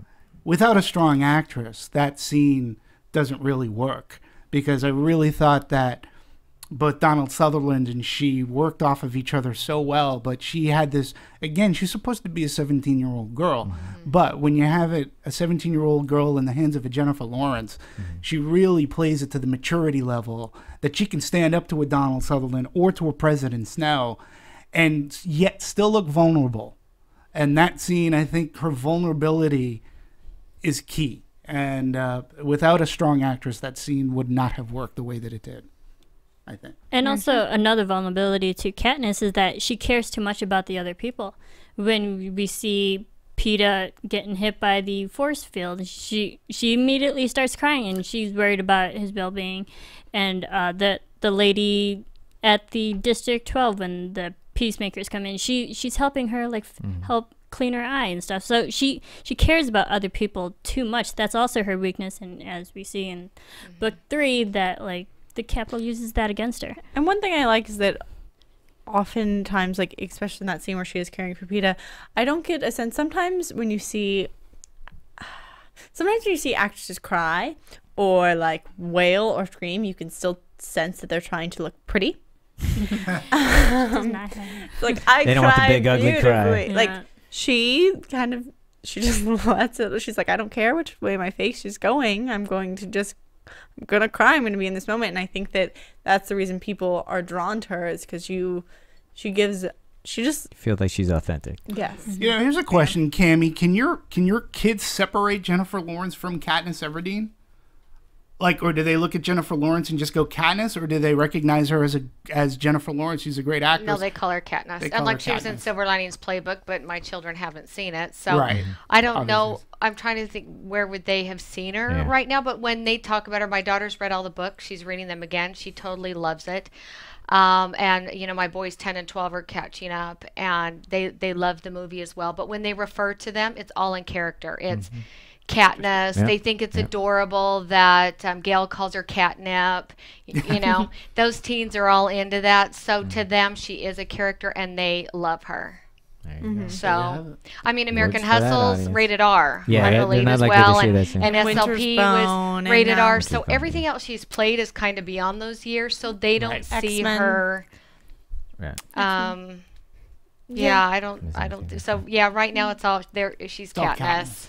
All right. Well, okay. But I think for like, it depends on like the audience. I think that because of Silver Linings, I would say most people.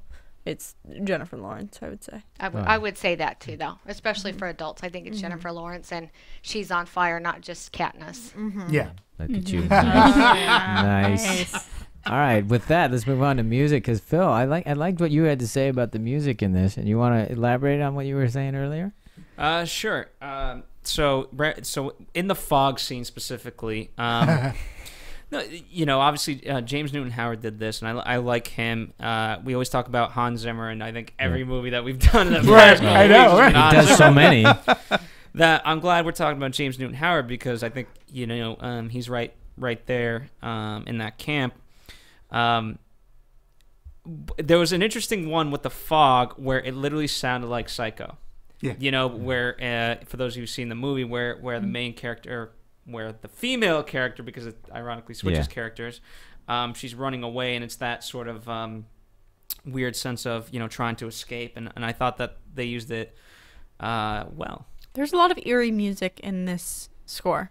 Like, going back, I watched it twice, and I was kind of shocked by, even in the ballroom dance scene, they had a lot of darker music, a lot more creepy, I guess I would say, although that's a really intelligent word for it, is that there's creepy music in this one.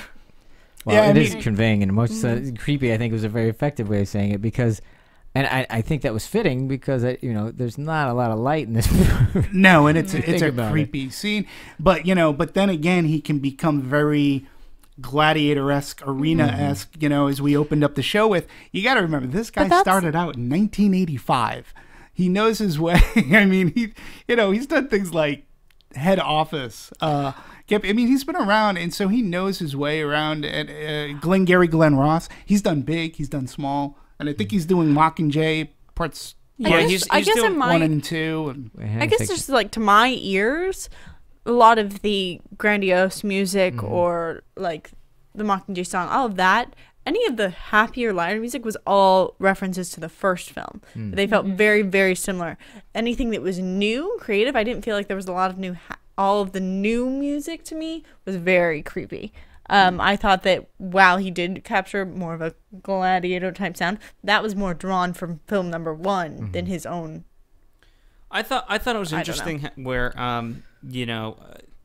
With his other movies, like specifically Blood Diamond, there's a lot of different emotion in that movie, but there's a motif of sounds and things like that. In this one, he kind of whatever needed to fit in a scene, that's what he created, rather than kind of, you know, because I'm sure if you listen to the soundtrack of this, there's no kind of pattern through line, at least to me.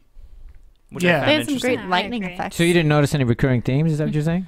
I did not. You know, obviously the Mockingjay, things like that. Right. Like I felt that would have been a bigger motif in some of the songs and things like that. You know, for when hope was coming, or when hope was, you know, coming down.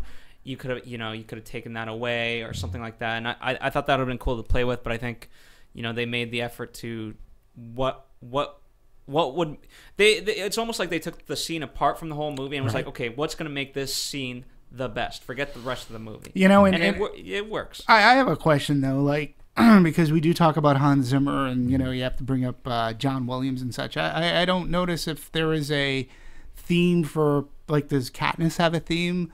Does Joanna have a theme? Actually have the first movie, The Hunger Games. There is a soundtrack out there that has like Katniss theme, Gale, Peeta, and then them entering the Capitol, and then them entering to the arena. There are like individual sounds Sure. The soundtracks, musical themes for them, characters and places. And I agree, because I think it's at the point where Hans Zimmer, he's done so many movies and stuff. When you hear his music, you can tell it's him. He has like the same foundation for all of his scores, and then he varies it up and makes it a little bit different here and there. I feel with the James Newton's Howard's music, there's different.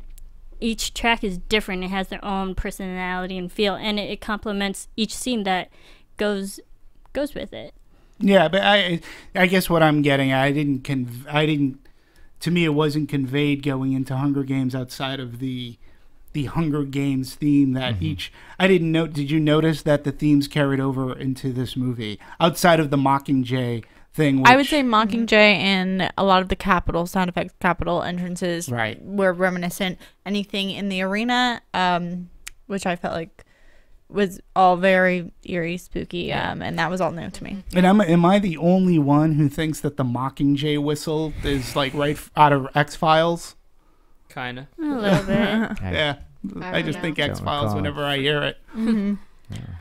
I mean, they will say on the soundtrack they've got a lot of big names coming out. Like, I want to say that they have Lorde on there. I think they have Coldplay on there. Yeah, Coldplay. Yeah, but you're talking about... I'm talking about the soundtrack that they identified. I'm not talking about the score underlying the movie. You're talking about the one manufactured for the movie. Yes, yeah. that is what I'm talking about. So they are playing up that end. Yeah. And I'm sure... And they want kids to buy the CD. I'm sure they will. Yeah. I know they will. And at the end, it's Coldplay. It is the Coldplay, end credits and oh my gosh, I don't know if you guys stayed through the credits. I'm just in the habit of staying through the credits now, not only because respect, not only because of that or because of anything, but I just like to sit there and like let it sink in or whatever. And I stayed through their whole credits, and they had the longest credits. And in one part that was really funny, like they put like the Hunger Games catching fire, and it's like, you know, this big on the tiny screen. in the screen, yeah. And then they put Lionsgate, and it was whoa, huge. It was right after, and it was shocker. I was like, I couldn't stay. I had a big gulp Coke Zero, and so once Coldplay cued, we don't need to know anymore. I had to run out. Very long credits, like tons of people on this movie. I want to say it went through like 4 songs, and it was a long one. Yeah, which I mean, it showed. It was big budget. It was big scale, and I think it also goes with the sound effects that was used in this movie, especially with when the fog crept in. That was really eerie to watch, because what's more scary is nature. You can't really control that unless you're in the arena and you're part of the game. But like just the sound effects for the boiling of all the boils that they had, that was hard to even and makeup wise, they were CGI. However, those boils were put on, they did a really nice job. And again, I think to me, this is where the change is. Like, we went from the original arena to Hunger Games. Catching Fire sort of becomes an action movie, because it isn't so much of staying alive from your other tributes. It's escaping fog. It's escaping like crazy apes. It's escaping big floods.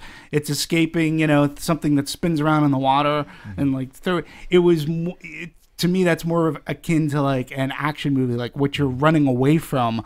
And trying to figure out why you're running away from. Well, these to that things. point, the biggest problem of everyone for the first movie was that it was all on handheld. This was a lot more cinematic, and this, in fact, the Hunger Games were, I want to say all of it, right, were shot on IMAX film. Yeah, I mean, I saw it in a true IMAX theater, and I was very surprised that that entire sequence, which is about 20 minutes, half hour. I mean, it was a good chunk of it when they got to the arena. Okay, good. As soon as a big part, as soon as she gets onto the elevator, if you're watching the movie in like a true IMAX, as soon as she got into that elevator and was going up, and she got up, it went from the rectangular screen to the 8-story screen. I was like, oh, okay, great. And then I noticed, wow, they filmed this entire sequence that way. Kudos to them, because they used it to great effect. Most recently in the past, we've had people like Christopher Nolan has used it in the last 2 Dark Knight movies, but he's only used it in certain scenes. This one was like an entire, like, it wasn't just scenes. It was as they were in the arena fighting, and it looked lush. Hawaii looked beautiful, and it was great. What I thought was the real testament to the whole arena scene is that it was partially filmed in Atlanta in a pond in November. Actually, like they filmed the cornucopia. Very hot. Right? Was filmed in a water park in Atlanta that they couldn't get to until the water park closed down in September. And then they had to make it up for the movie. So they made the cornucopia and the spindles. Yeah. And then they had to green screen everything, take care of the paparazzi so they can't peek in. By the time they were able to film, it was November. And they had giant water heaters in the water to try to heat it, but it got no warmer than 40 degrees. Whoa. So the scene where she jumps off, the woman who plays Mags, they couldn't keep her, they had to get her out of the water because her blood pressure would go high. And, they said that was probably one of the most daunting parts to film because the water was just so cold and doing it. And then they filmed all the beach scenes were filmed in Hawaii. Seamless to me. I thought that was, when I learned that they filmed that stuff in Atlanta and then they blended into Hawaii, that's amazing. That's good special effects, very seamless. I would have never known. Nice little piece of movie magic. Also, the way they shot it too. We saw a lot of the camera going into the water, and you felt like you were drowning like the other tributes, and you were really part of that action. Yeah. I kept wondering why they kept having waves crashing on the beach, though. We were in a lake, and I kept hearing the ocean waves. I was like, why are we hearing It was the waves? giant wave that came down the mountain. Yeah, but they're just sitting there on the beach, and I'm hearing the crashing. I was like, I don't think there are that many waves. It was because of the big wave that just kept happening. Right. Thank you for clearing that up. I appreciate that. So, by the way, speaking of Atlanta, certain capital scenes were filmed in the Atlanta Marriott Hotel. Because of the Dragon Con convention was there, so it played nicely into some of their scenes. There we go. Yeah. Very nice. All right. Well, we've talked a little bit about this, but since we haven't really got into the whole thing about it, the shooting style and everything like that, I think everybody, it's kind of universal. Everybody loves the way this was shot, way better than the previous one. I don't know anybody that liked the first one better. Anybody here? I liked the first movie for what it is. I didn't go into that movie, come out of it being like, I don't like it. I liked the first movie. I like this one more. I think that movies are great when they grow. It's like the same as, I'm going to relate this to Harry Potter. Like, first Harry Potter films, when I go back, I'm like, they definitely got better. But I liked that. I like that things can grow. I like that you grow with them. So to me, I'm not going to go back and knock the first one for being on shaky cam because it didn't bother me then. And I like that there's a difference. I like that there's a growth. So yes, I like this one better. Yes, I like how it was shot better. But I'm not dissing the first one. Sorry. I'm sorry, but I wasn't asking you to. I'm just saying. I like the second one better. I was trying to get into controversies here. Everything she said. Yeah. Yeah, I did have a problem with the first one. I mean, the shaky cam was used so much in scenes where people were just talking. Like, there was no need to have shaky cam going on. This one, they really, they aced that. But, again, largely, Joe Williams is a cinematographer. Right. When you're filming in IMAX, in a sense, you have to film it. You have to almost look at it as 3D. It's different from filming in your regular conventional way. You have such a bigger format to work with. And, it's, for Joe Williams, it made things to him look very fresh, real. He could get these close-ups, and he was able to make it look artful. And you did see a lot of close-ups of Katniss and things. And let me tell you, when it's in, I'm going to assume any large screen specialty format, I would recommend, if you are seeing the movie again, go out of your way to find a large format theater, because that part was fantastic, and they used for no other reason you can compare and contrast what the experience of it being in IMAX or not. And it just looked great. I liked about in terms of it being a little bit quote unquote cinematic, what played off well was that they now they were trying to be a little bit more cinematic with the presentation of everything, right? The whole build up to the wedding and the victory tour and things like that. And so it's supposed to be this nice facade of but they're not. Well, and so it played off well. Let me throw this out there, because Francis Lawrence was also, he said that prior to going into filming it for prep, he was looking at movies like Apocalypse Now and Platoon. Mm-hmm. Okay. Now, well, and he's like, movies about, and well, I can see the comparison. Yeah, and but not just look-wise. I think he was looking at it as the consequences of war, and how does he put that into this movie? I'm not entirely sure. You get to the heft of those pictures. I think we're going to see a lot more of that in the third. If that's going to, I think that he's even. I know he did an interview with Wired, Francis Lawrence, and he even said like the meaning or like that sector is going to be really pushed in. Sure. Either who knows, maybe the third or fourth. I don't know which installment. But we're not going to get the IMAX as much filming wise. It'll be probably show on IMAX like you said. So go see the IMAX one of this one to get that. Sure. But don't expect it in the next one. Well, they may not film in IMAX, but my guess is it'll be in the large. It'll come out in the large, the large screen format. It's look, we're gonna get into these. We're gonna get into that third book, and I don't know if we want to talk about it now. If we had something else on the schedule, no, we can talk about it right now. I want to go into the controversy because I've been kind of holding like. I just like the third book to me. And I'm not going to spoil anything. I'm not going to give any plot points that spoil anything for our non-readers. This isn't a book club. We're talking about movies. But the third book to me I didn't like it at all. I thought it was god awful. So much that I can't recommend the series to anybody because of that third book. And I think they're either going to, and first making it into two movies. This goes into your controversy, making it into two movies. Making it into two movies is such... Well, two things. One, there's a lot of people that think the movies are better than the source material. And two, why, if that's the case, and I'm not saying it is, but we can discuss that, but why are they dragging the last one out to two? Money. Well, clearly, yeah, but that's one of the reasons that there's a controversy. We understand it from a business standpoint, but a lot of people are not happy with it. It's annoying to me. It's getting overused. I understood it. I understand it when you have a book that's 1,000 pages long. Like, that's impossible to show. Yeah. But this book is the same length as this one. I don't think you really need it, especially because, I don't know, I think that there are going to be certain scenes in that next book that I really can envision being shot very quickly. I don't think you need a lot of film time for it, so I think it's possible for my own imagination to be able to do it in one film. So it does bother me, and I don't want to wait the time in between. I want to be able to see this in 3 movies. I read it in 3 books, and that's how I want to experience it again. I am a fan of this book, so why are you changing it? I couldn't agree with you more, and I think a lot of people said, well, blame Harry Potter, and I'll blame Harry Potter, but I'll also commend Harry Potter. When they first mentioned that they were going to do Deathly Hallows in 2 books, I was like, "Oh, come on, Warner Brothers! It's your last movie, so now you gotta stretch it out as far as you can to squeeze every dollar out of it." Okay, that's fine. The book's like 1,200 to 1,400 pages long, and then when I saw the adaptation, and number one, it was months. We didn't have to wait years for the second one for part 2 to come out, but when they did it.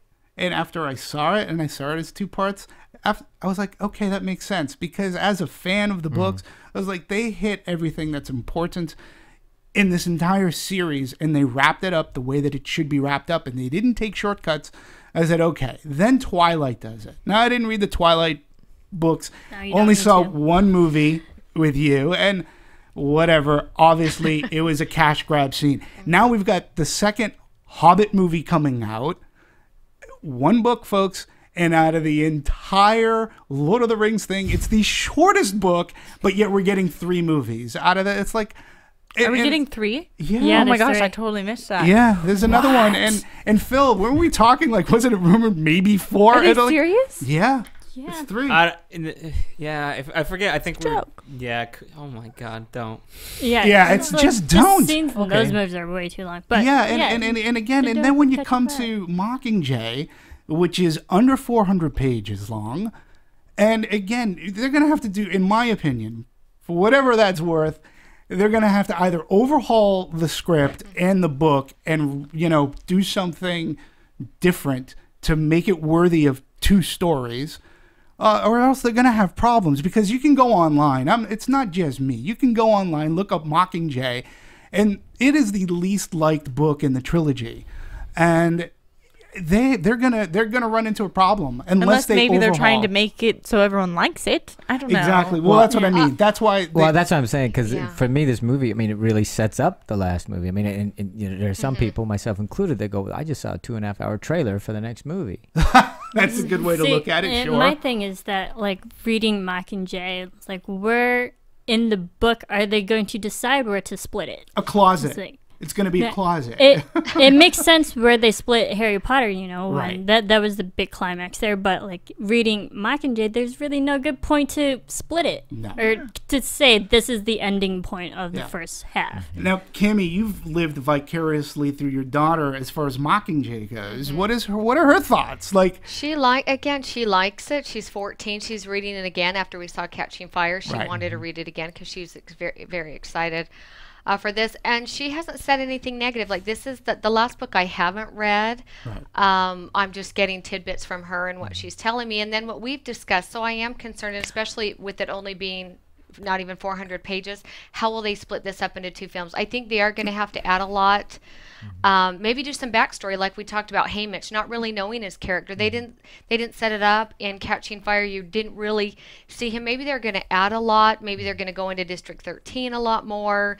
They're going to need to do something to keep that audience, because with it being another whole year before part 2 comes out, you're going to lose a lot of the fans if you're not keeping their interest there. So they've got to do something. I agree. The third book really does give the backstory to all the characters that we know. Right now, we've just seen them. We know them, like, on the surface level. But the third book does go in detail with backstory of Haymitch and Finnick and even Peeta and Gale and how they met. So, like, I can understand if they're going to use the third movie and the fourth movie to just explain that and get away from the action, but to explain the characters more. Yeah, I mean, it can't be all backstory. I hope. I mean, no, it's got to have some action, right? Well, yeah, even that will get boring to watch. That's what I'm saying. Since I don't know the third book, I'm going, God, I hope it's not all backstory, because I've only seen the second one, and now I'm going to go back and learn all this stuff that I probably should have known before. Right, and you have to know something. And again, it's not a plot point spoiler, but we are in a completely different setting. And the one thing I am going to spoil, because it's one of the things that just caught me off guard of the book. The third book out of the entire series is ultra violent. Like, to the point of, when I was reading it going, this is a young adult novel? Like, it was crazy violent. Wow, I had no idea. I'm not prepared for that. Okay, but that goes to our next controversy. Is Kat a good role model? There's a lot of people saying that she's not a role model. And so, if you're saying that, I assume that she's partaking in even Jennifer Lawrence creating a lot of that. Jennifer Lawrence says that Katniss is a good role model. She has said that? Yeah, I believe so. I believe in interviews she really identifies. She says there's no. This isn't speaking to what Katniss is going to become, but it's been in the past. She has said that she really respects Katniss as a character and feels really lucky to play her, that there's no other female leads out there like her. And she, I think, does, from the interviews I've watched, it gives off the impression that she thinks Katniss is a good role model. Well, I can understand the belief of the strong values that Katniss has, standing up for what you believe in. If something's right, you should go against, or if something's wrong, you should stand up against that. So I understand, family values, friend values, and sacrificing and having strength just as a character and person. Not be completely motivated by some boy or something. Exactly. So I can understand where people might find those qualities admirable. I agree. No, and I don't want to. I'm not going to dissect the third book, but this is something interesting. I remember the third book because it left such a feeling with me. I like, literally, that's kind of like saying creepy with me. If I didn't have the physical copy, if I wasn't reading it on my electronic device, I would have thrown the physical copy up against the wall. I have a friend of mine who was so angered by it that he actually took the book back when he was done. And Demetri's not going to be part of the marketing campaign for the third book. But hey, they have the opportunity if they're going to really sit down and go, we have a problem here, and redo it. So for the character of Katniss as is, because we don't know what they're doing, we don't know how they're transforming her. And maybe they will continue to make her a good role model as she is now. As the character she is now and what we've seen, is this a good story, good thing to look up to? As of now, it's a good story, but I don't think she's a role model yet. She hasn't accepted the mantle notion of responsibility. Yeah, she's the hope and all of that stuff. She doesn't want it yet. You know, all she wants. I mean, midway through the movie, she wants to run away because that's what she wants, and you know, she's going to do these Hunger Games, and the only goal is to save Peeta because he's worth more saving than her. But other than that, there's no long-term goal. She hasn't really gained an awareness of how much power she has. Yeah, exactly. Because this movie, she's reluctant and she's going against it, and the third one, she actually accepts it, even though she's reluctant, she fully accepts the character. And I think the difference with a character like this is it's so different than like a Disney character or a princess, or how a lot of girls are characterized in these kind of films. Usually they're the helpless one, the man's the strong one, gets him out of every situation. She's actually got the upper hand. She takes care of Peeta. She's been taking care of her mom and sister. She's taking care of her community or her district. And so I think for young girls watching this, they're identifying with, you can be strong, you can be independent, you can be all these great things. So in a way, you're right, Phil. She hasn't got to that point where she's accepted it herself, but already just watching her on screen, these girls are identifying with all these other great points that Katniss is portraying. I agree. I totally agree. Exactly. Like, I think that she is someone that people want to be and want to be a part of. So I think as of right now, it's. But we can only judge us We're right not now. going to third yet because we are hopeful they are going to add some. Or the fourth one will come back here and we can rehash what happened to her, because you never. Well, what I like about the character that I've seen is that she's not so one-dimensional that you can say she's a hero yet. And I like that she has conflict in her and stuff like that. So yes, I think she's a role model in the fact that she stands up for herself. She wants to do what's right, all those kinds of things. But you also see that she's got frailty. She makes bad decisions sometimes because she's still in the middle of that quote arc. So is she a role model now? Yeah, because she's a human being. She's fully realized in that sense. But I mean, she hasn't stepped up to whatever responsibility someone's going to lay on her and everything. But just the fact that she's trying to be authentic and trying to do the right thing right there is enough. Yeah. At the moment. Let me ask you guys this in terms of the controversy, though. You know, there's a lot of there are fans that are saying that this movie is exactly like the first one. Yeah, Katniss is like she go, you know, she's part of this. It's almost a repeat rather than a. She goes into the Hunger Games. You know, we see the whole setup, although it's shortened because you know it's assumed that people have seen the first one, so they kind of understand the culture. And then she's there, and she quote unquote wins or whatever. At least it ends, and we're set up for the next movie. What are your guys' thoughts on that? Because I mean, she's the same person in 1 and 2. No, it's kind of the same movie. The beats for more or less repeat with minor alterations. I mean, obviously her and Snow interact in a different, but again, it should have at this point progressed more. I haven't thought that personally, especially how they're introduced. I mean, Katniss in the first one, just in the Reaping, how that's such a shock, how there's so much, she's motivated by passion for a love of family, to like the second Reaping where she goes in so strong and ready and not going to break down. I think that's a change to her introduction into the cornucopia, first fleeing and trying to figure out strategy. The second one, her going straight for the weapons and being really a part of the action. I think that she does possess a layer of intelligence and strategy in the second one as opposed to the first. So I think she is growing, and I do think it's different. I agree, because I can see why people say it's like the same one, because the story, the big story line overall, it's the same. She finds out that she has to go to the games. She's going to the games again. There's the whole Reaping and like going through the arena with all the tributes, like all those are the same, and getting interviewed by Caesar, like we've seen all that in the first one, and she's doing it again for the second one, for the Quarter Quell. And so I can see why people think that's the same, but the character growth for all these different people that she's interacting with are different. Yeah, and they're giving you the exact same settings and giving you her a different reaction. Even more so before in the training grounds, where in the first training she's supposed to hide her skills. In the second film, we see her really show everything she can do. But we saw her in the first film shoot an arrow at the apple and the pig, and that's a big shock to the fact that she does recognize what the danger is for them and like how she's influencing the game maker's life and how her biggest asset or her 10 minutes to show what she can do is she can get a game maker killed. It's like, I think that's a big change. When I was reading the second book, I mean, I'll be honest, I did think second verse, same as the first. It's what a Hollywood sequel should be. You want it to be bigger. So they made the games bigger. You want some character growth. Well, they gave us some character growth. But ultimately what happened was you're right, Phil. I mean, to me, it did hit the same beats. We ended up back into another arena and we had the Hunger Games, all over again. It was what a Hollywood sequel, it was bigger. It was louder. They added more conflict inside the arena. So they added more sounds in the arena because in the first movie, absolutely, right when the cannon goes off or when they sound off the alarm, there's literally no sound. You just see the chaos of all the kids killing each other. Yeah. And this time, when the alarm goes off, you hear everything. Right. And what we talked about earlier, what I will say is different about this movie is the look. Mm-hmm.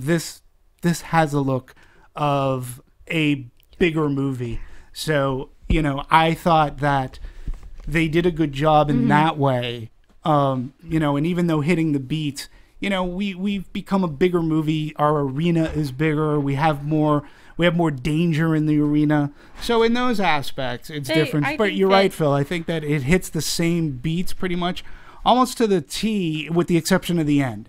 This one is not a complete movie. How'd you feel about the end? I'm totally fine with it being a cliffhanger. I like that it's a cliffhanger. The book was the cliffhanger. By the way, guys, if you didn't notice, we had a little bit of a switcheroo. Switch. But it's all good. John, but I'm talking about the last frame of how we have Katniss, we have the camera from above, we have it looking at her face, and her eyes are searching, and then for the last second, we have like the direct context straight in. How are you guys feeling? I want to hear everyone else's opinion before I give my own. Certain filmmakers from this movie worked on the Matrix trilogy, right? Mm-hmm. It reminds me of Matrix Reloaded, that last shot. Mm-hmm.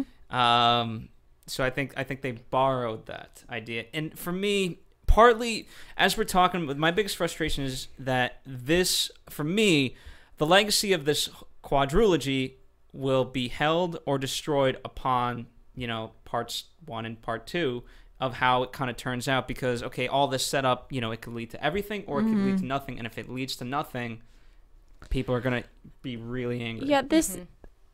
I thought there were a lot of different things to this very last shot because it was a nice bookend to the movie. Because the very first shot in the movie, Katniss is looking out at District 12, at her whole homeland. Mm-hmm. And then the last shot is her realization that her home is no more. Right. There is no more District 12. So I thought that was a nice bookend. And the fact that her character breaks the fourth wall looking directly at the camera, I'm like, oh, she's pissed. Mm-hmm. But I thought that was an interesting choice why they did that. I don't think it was needed, though. Well, interesting, because to me, the movie pretty much ended the same way the book did. The book ended on a cliffhanger. There is no District 12, and we know that there's, District 13. And, I don't know, it's sort of, to me, I was just expecting it. I was expecting the cliffhanger to happen, and they delivered it, and that's fine. If you take Joss Whedon's look at movies, everybody... For the most part, a majority of people accept that Empire Strikes Back is the best of the original trilogy, if you ask anybody about Star Wars. But Joss Whedon goes, it's really not. The original Star Wars is mine. My problem with Empire Strikes Back is it is not a complete movie. It doesn't have an end. It doesn't end. And I guess to your point, or was it Phil's, like maybe if we had something to bring in from 3... Mm-hmm. to showcase it's okay to sort of kind of leave it on a cliffhanger. Look, they stay true to the book, and that I think fans is what wants. It's fine that it's not an incomplete movie because we already know we're getting parts 1 and parts 2 of Mockingjay. If the movie tanked, they wouldn't be really they wouldn't live. That would be an awful way to end a movie like Golden Compass. The original Golden Compass movie that ended on a cliffhanger, and we're never going to see it. And it's really who cares? The thing I gotta say, I care because I love that book. But I thought they did a good job. Yeah, the thing about the cliffhanger, I actually, the first time I had read Catching Fire, I had no idea that was going to end like that. Yeah. And I have witnesses when I read it. I was surrounded by my roommates. Were you on a bus? No, I was in a room surrounded by my roommates, and I just stand up. And I'm like, what? I threw the book down and I walked out. I had to go to class, but I was just like so mad at the end. I was like, that can't end like that. And like everyone saw that, but yeah. Well, I had that reaction. Those who read the book, we understood, and so when it ended, it was like, okay, I understand. I read the book. I was expecting that almost. If you didn't read the book, again, like when we watched it, some people we were with had not read the book. They were like, what? It just ended? I want more. And they were craving that. And so I think they did a good job with not upsetting the audience enough where they thought, well, screw it, I'm not going to see the next one. I think they did a good job of saying, well, this is exciting. They left a good cliffhanger at the end, and they didn't lose their audience. I think they're going to come back next year for part 3. Now, part 3 is going to be your catch, how they do that. It can either be really well or just be a flop, and you're going to lose your audience for 4. Phil, I think you said it the best, honestly. Sarah, you had something? I would say, well, I brought this up because I knew it was going to be a cliffhanger. I liked that it was a cliffhanger. I wanted it to be more of a cliffhanger because I wanted to leave her still searching. I think it's a better preparation for her and her growth in the 3rd book. I did not like that she broke the 4th wall and had like that look of anger or determination or something. I didn't want that. I wanted to be more confusion. I think she came to that realization was too quick. I think that with how they ended that, she needs to come out the next movie like blazing, like with a plan, with a thing. And I don't really see that happening. I think that she still has questions to be answered, and I think it's going to have to be a rewind on that last look to go back and be like, oh wait, I'm confused again. But how she is right now, it's like you expect that next movie for her to come out being like, I am ready, and I'm like, is that what you're gonna do? Because we need some more. We need some more before that. To my point though, perhaps they are reworking Mockingjay the book because we know as readers how the character what happens. So perhaps because that would be a much different tact than the Katniss and the novelization of Mockingjay. That's what I'm saying. That's why I find that last thing very interesting, and from my perspective, unless they rework it, like it needed to be cut a second shorter. Yeah, I agree. Yeah, I don't think we needed the shot of her realization and her reaction to it. I think it would have been better had they cut a little bit earlier, like just her shock. Exactly. Absolute shock that there's no District 12, because that's what my reaction was like. And are we going to go into, I don't know, are we going to talk about overall, marketing? Yeah, overall, this movie, it had a major return in the movie. Like, the budget was, what, 100? This is how we're going to end this conversation with the actual facts, the actual numbers. Yeah, well, okay, so, so we have Catching Fire, opened up November 22nd, distributed by Lionsgate. We're looking at a total budget, and this is including what they call prints and advertising. So production budget, prints and advertising, estimated to about 185, which that's estimated. I think that's a little low, but they did. How does that compare? I mean, Demetri, you might know this. I don't know. How does that compare to other big budget films today? It's quite small. Okay. Because this is where I'm sort of kind of the marketing on this movie. Lionsgate went like all out, even more so than Hunger Games. I mean, I'm watching the World Series, and they had like certain like series game number 6 is sponsored by Catching. I mean, it was crazy, and a lot of that's money. When you're talking about the big studios dumping money into like a Harry Potter franchise or a Man of Steel, sometimes when it comes to the advertising part of it, you can be talking hundreds, 150, $200 million. According to this, the production budget was 130, meaning that the marketing budget was 50. If my math is correct, that's 55 million, which seems extremely small for the amount of what I saw as a consumer. I mean, look, I worked for Lionsgate for 11 years, and I know that they always took pride in being scrappy and trying to get the best deals. And one thing that they always took pride on is marketing their movies you know, with the minimalist amount of budget that they had going on. So when you were marketing a Saw movie, you were marketing a Saw movie with 20 million, sometimes even less, 30, 50 million is that was a lot of that at the time. 50 million would have been a lot of money for them.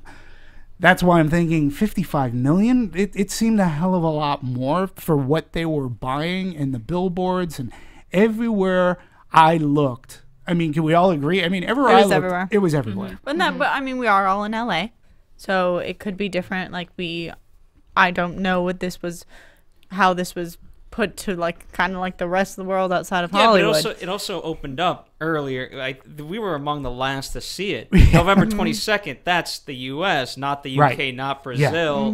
You know, and all these other countries. So they pulled all the stops. They know what they have. Yes. And you're going to take advantage of it. They got a good return. And you know, listen, they opened up with a weekend gross domestic 158 million. Their foreign and domestic combined is 304 million. So that's a lot of spondylus. And they've been back and forth about what actually records they are breaking right now. It's mostly I'm getting confused because I mean a couple of days ago I thought they had broken like 5 records. It was like opening holiday weekend record, November record, what a lot of people don't completely understand and what isn't always reported. In fact, it's rarely ever reported. You know, I also had to overlook grosses as well. When you're calculating out grosses, you're doing, you know, Friday, Saturday, there's a program out there helps you calculate the gross. It's gotten a hell of a lot better because you used to have to factor in, but the one day you have to factor in is Sunday. If you note, gross reports on Sunday come out early Sunday morning, and by early, but between 8 and 10 o'clock, okay? You don't know how your Sunday is going to play out. So you have to use some math. Yes. You have to do a guesstimate. Educated guessing. And it is, and I will say, it is as close to educated of a guess. You have information, you have history that works with, so you know what your Friday you can pretty much project how you're going to play out because you know how a Saturday will play out. You know how Sunday will play out depending on what's going on that Sunday. And if you compare it to other similar kinds of movies, so that's what you do. So what happened is they came out and it was actually a very fascinating weekend because if you were paying attention, come Friday night, there were reports going, Catching Fire is not doing the matinee business that Hunger Games is doing. It's behind it. And it could potentially do $148 million. By Saturday early morning, it was like Catching Fire caught up with Hunger Games. It's now going to do like 160 and whatnot. Now, mind you, building up to this weekend, people were saying this movie was going to do 170, 175, and higher. It was going to be huge. So now you come into the weekend, and some people said 160, and they said, okay, it's when the reports came out on Sunday, they reported $161 million. And they were just using the tools that they have. Which they use like every week. But here's the rub. We as the consumer, or we as, you know, the people who will take care, who watch this, we will take that gross on a Monday morning and they'll say, oh, this movie, and it doesn't matter what movie. I mean, Catching Fire, because we're talking about it, the movie made $161 million yet. Well, they still haven't tallied up the Sunday gross. So we just go by gospel, like, oh, it made $161 million. Well, when the final Sunday gross comes in, on many occasions, it's different. It adjusts. This one adjusted. It went from 161 to 158. So at 161, it was the number 4 highest grossing movie, Phil. Yep, number 4. And then by Monday midday, it was the 6th highest grossing opening, you know, film. Listen, still huge. Lionsgate is still the number 1 movie in November. Yeah. You know, it's just, it will eventually hit those numbers like the next week. I mean, listen, they picked a great date because the only thing they're really coming up. No one's going to be watching that. And, you know, the movies, we'll see. I don't know if Frozen is going to play into taking away gross. I don't think Homefront, with Jason Statham opens up this week. Look, they have a good week. Yes. You know, the audience generally likes it. I think it got an A- in Cinema Score. It's doing very, very well. So, IMDb is 8.3, Rotten Tomatoes. The Tato meter is 89%. The audience is 94%. Right. People are happy. So, and if you think about it, also November is a great month for like Oscar movies to come out, like big movies that to get recognized in that way. And also Twilight came out in like November as well, so people have realized November's a good month. Well, but November has always been a good month. Harry Potter's released in November. Those movies. I mean, it's right now we are in the start of what we are in the start of the holiday season cinematically. I'm actually surprised that there aren't bigger movies being released right now. I mean, it's basically catching fire. That's why for Lionsgate, people didn't want to compete. Exactly. People didn't want to. So, and I think it's going to hold on this weekend too. Yeah, I think absolutely. It's going to be great. Absolutely, and I think you're going to get a lot of repeat viewing. You're going to get similar to what happened with Twilight. I think the only question that needs to be asked is, have they expanded their audience, or are they going to ceiling out? And I think they did expand. I think they really got the male viewer, especially in this film. And I agree with Sarah, because my husband wasn't interested in the first one, and for some reason he was excited to see the second one, and my boys, and now we're all watching it. So I think I think they did a good job, and a lot of that I think was because of the action. I think Catching Fire, you had a lot more action. Yeah, it was more of an action movie, which is capturing your male audience. Sure. I think that also goes to Phil. I don't want to speak for him, but he didn't really read the books and whatnot. But you saw the movies. You got into it afterwards. I did. I got into the first one very much so. I mean, for me, ironically enough, it's not necessarily the action. It's the idea behind it. And I like this dystopian idea. And that's why, for me, I want to know more about the rebellion and things like that. And I'm really hoping I want to see that more. I did find there's been comparisons made between the premiere and Hunger Games for the sole reason that they had this big red carpet, and our very good friend Ben Lyons was kind of the host, but they compared it to Stanley Tucci of like, wow, he's just entertaining people in that way, because we're all supposed to forget. The Hunger Games are a spectacle. This movie is a spectacle. The red carpet's going to be a spectacle. Of course, there's comparisons.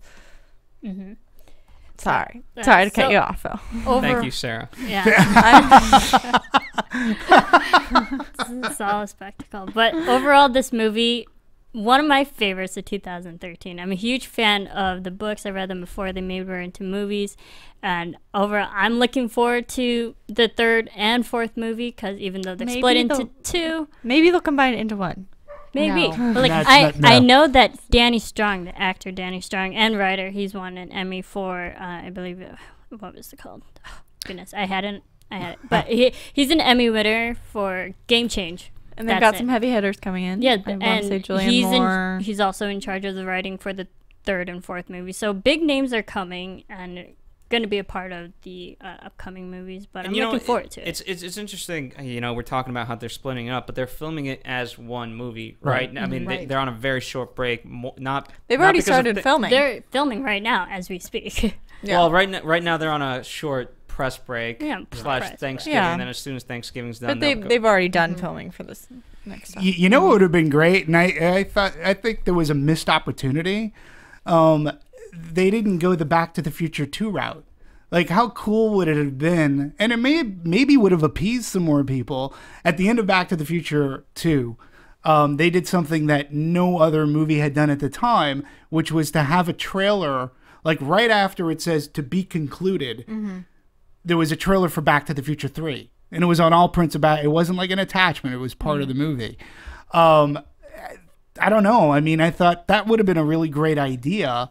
Had they added a teaser to the... At the end, we know it's not over, and just show a teaser trailer. Show us maybe some of the stuff that you filmed, and, really get people, like, excited about, I don't know.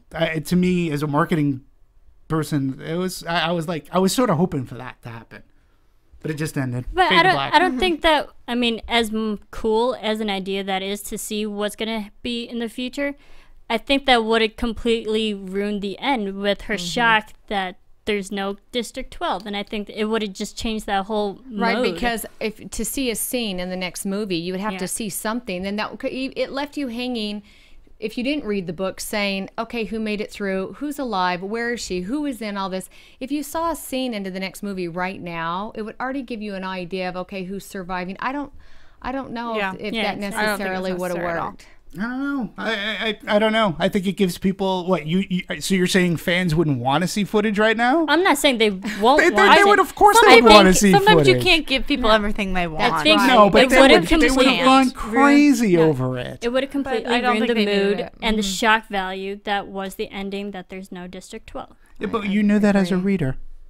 I mean, like, we knew that. So, okay, for instance, if they were going to give anything, I think they would have had to give us something that they showed in the lines already. For instance, they could have given us footage of District 12 after things, or they could have given us footage of President Snow, because President Snow's right. I'm not saying that you're giving away the I'm talking about a teaser. I'm not. I'm saying I don't think you need a teaser for the next one. I think you could have given something that we didn't see, something we didn't see, but we know has happened. Yes, like what's going on, like President Snow, actually getting angry and I don't know, throwing something in the game room, something along I those think lines. the human aspect's coming out where you're just getting a little greedy, Demetri, and you want to see everything right now. Yeah, wait. Well, here's the thing. I mean, they've built a really good world, and one of the things that I love about the Matrix franchise, and love it or hate it, but they built a world. It was video games, it was short films, it was this, and so what we're not getting at, we only have one access into this world, and that's right now through Katniss.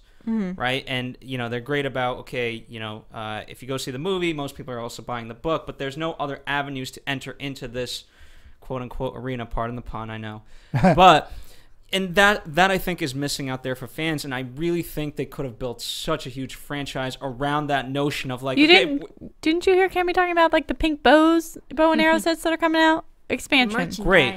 So I get that, but you want to do more with it, and I don't know. I think there's a missed opportunity. And I agree, and we can talk a little bit about the marketing of the film. I mean, for the most part, look, the movie was everywhere. Leading into this movie, if you didn't know that there was a movie called Hunger Games: Catching Fire coming out, then you're living under a rock. However, I mean, for me, there are 3 points that came out. Number one of the things is they've paired up with Subway. Now, this isn't reinventing the wheel. We all know that huge movies pair up with various fast food kind of places, but being that this is called The Hunger Games, it seems sort of kind of weird that, the Subway, catch fire at a Subway, but I had to read further in that Subway is actually donating food. I don't know if anybody knew this. Oh, that's awesome. But but you wouldn't know this from the advertising. And to me, again, I have to go back to this entire trilogy is about war and the effects of war on society and on people. Going into a Subway so I can get the hot sub or whatever it's sort of kind of weird to me. I get it. The one thing that I don't necessarily get is the cover girl marketing, and hey, you two can look like somebody from the Capitol. And I'm like, what messages are you trying to tell me here? Because if I remember correctly, we look down on the Capitol. The Capitol is gauche. It's rich. Katniss never says, "My God, Effie, you look beautiful today." There's no they're not made to look. It's not supposed to be fashion of the week. And when you're telling the little girls, "Hey, you two can look like somebody from the Capitol," to me, it's a mixed message. And I don't know what they're trying to say by going with a makeup company to look like that when it's the Capitol we're fighting against. I think I can understand people want the idea of the Capitol, that the posh lifestyle, that they don't have to worry about food or starvation or money or anything. People, and then the fact that they even look like that with the makeup and extravagant clothing, it's just a lifestyle that they want. Granted, the people are shady and sadistic, but it's not a lifestyle that Panem gets. They look at that lifestyle as being, that's what they're rebelling against. They're saying those people have it all. We've got nothing. What I'm saying is it just juxtaposes what the books and what ultimately you would think that the movies are going to say.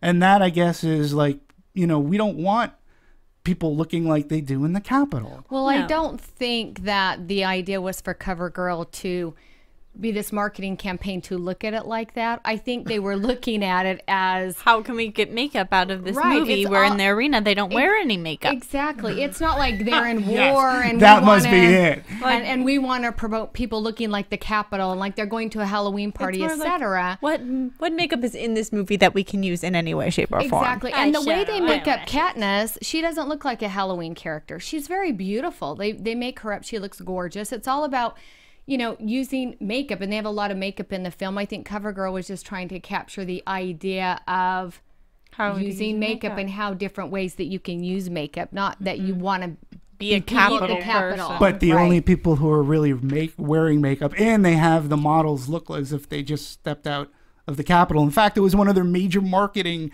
things. They had like Capitol Couture. But if you look at them, they're not beautiful. They almost look like they're at a Halloween party or the Rocky Horror Picture Show. I mean, they're made up to the extreme. They're not attractive. I agree, and that's why I'm saying it's to me it's a juxtapositioning of what you're trying to sell, because the Capitol is not beauty, but yet you're telling little girls, hey, this is okay, even though it's in the crux of the films. Well, hopefully little girls aren't wearing makeup or too much makeup if they're too little. Hopefully, if you're wearing the makeup, you have sense to know what makeup does. That's my opinion. I don't think that... and I think they just wanted to accentuate the fact that... And we didn't talk about the theme park. Oh, no. We didn't talk about the potential suggestion of having a Hunger Games theme park.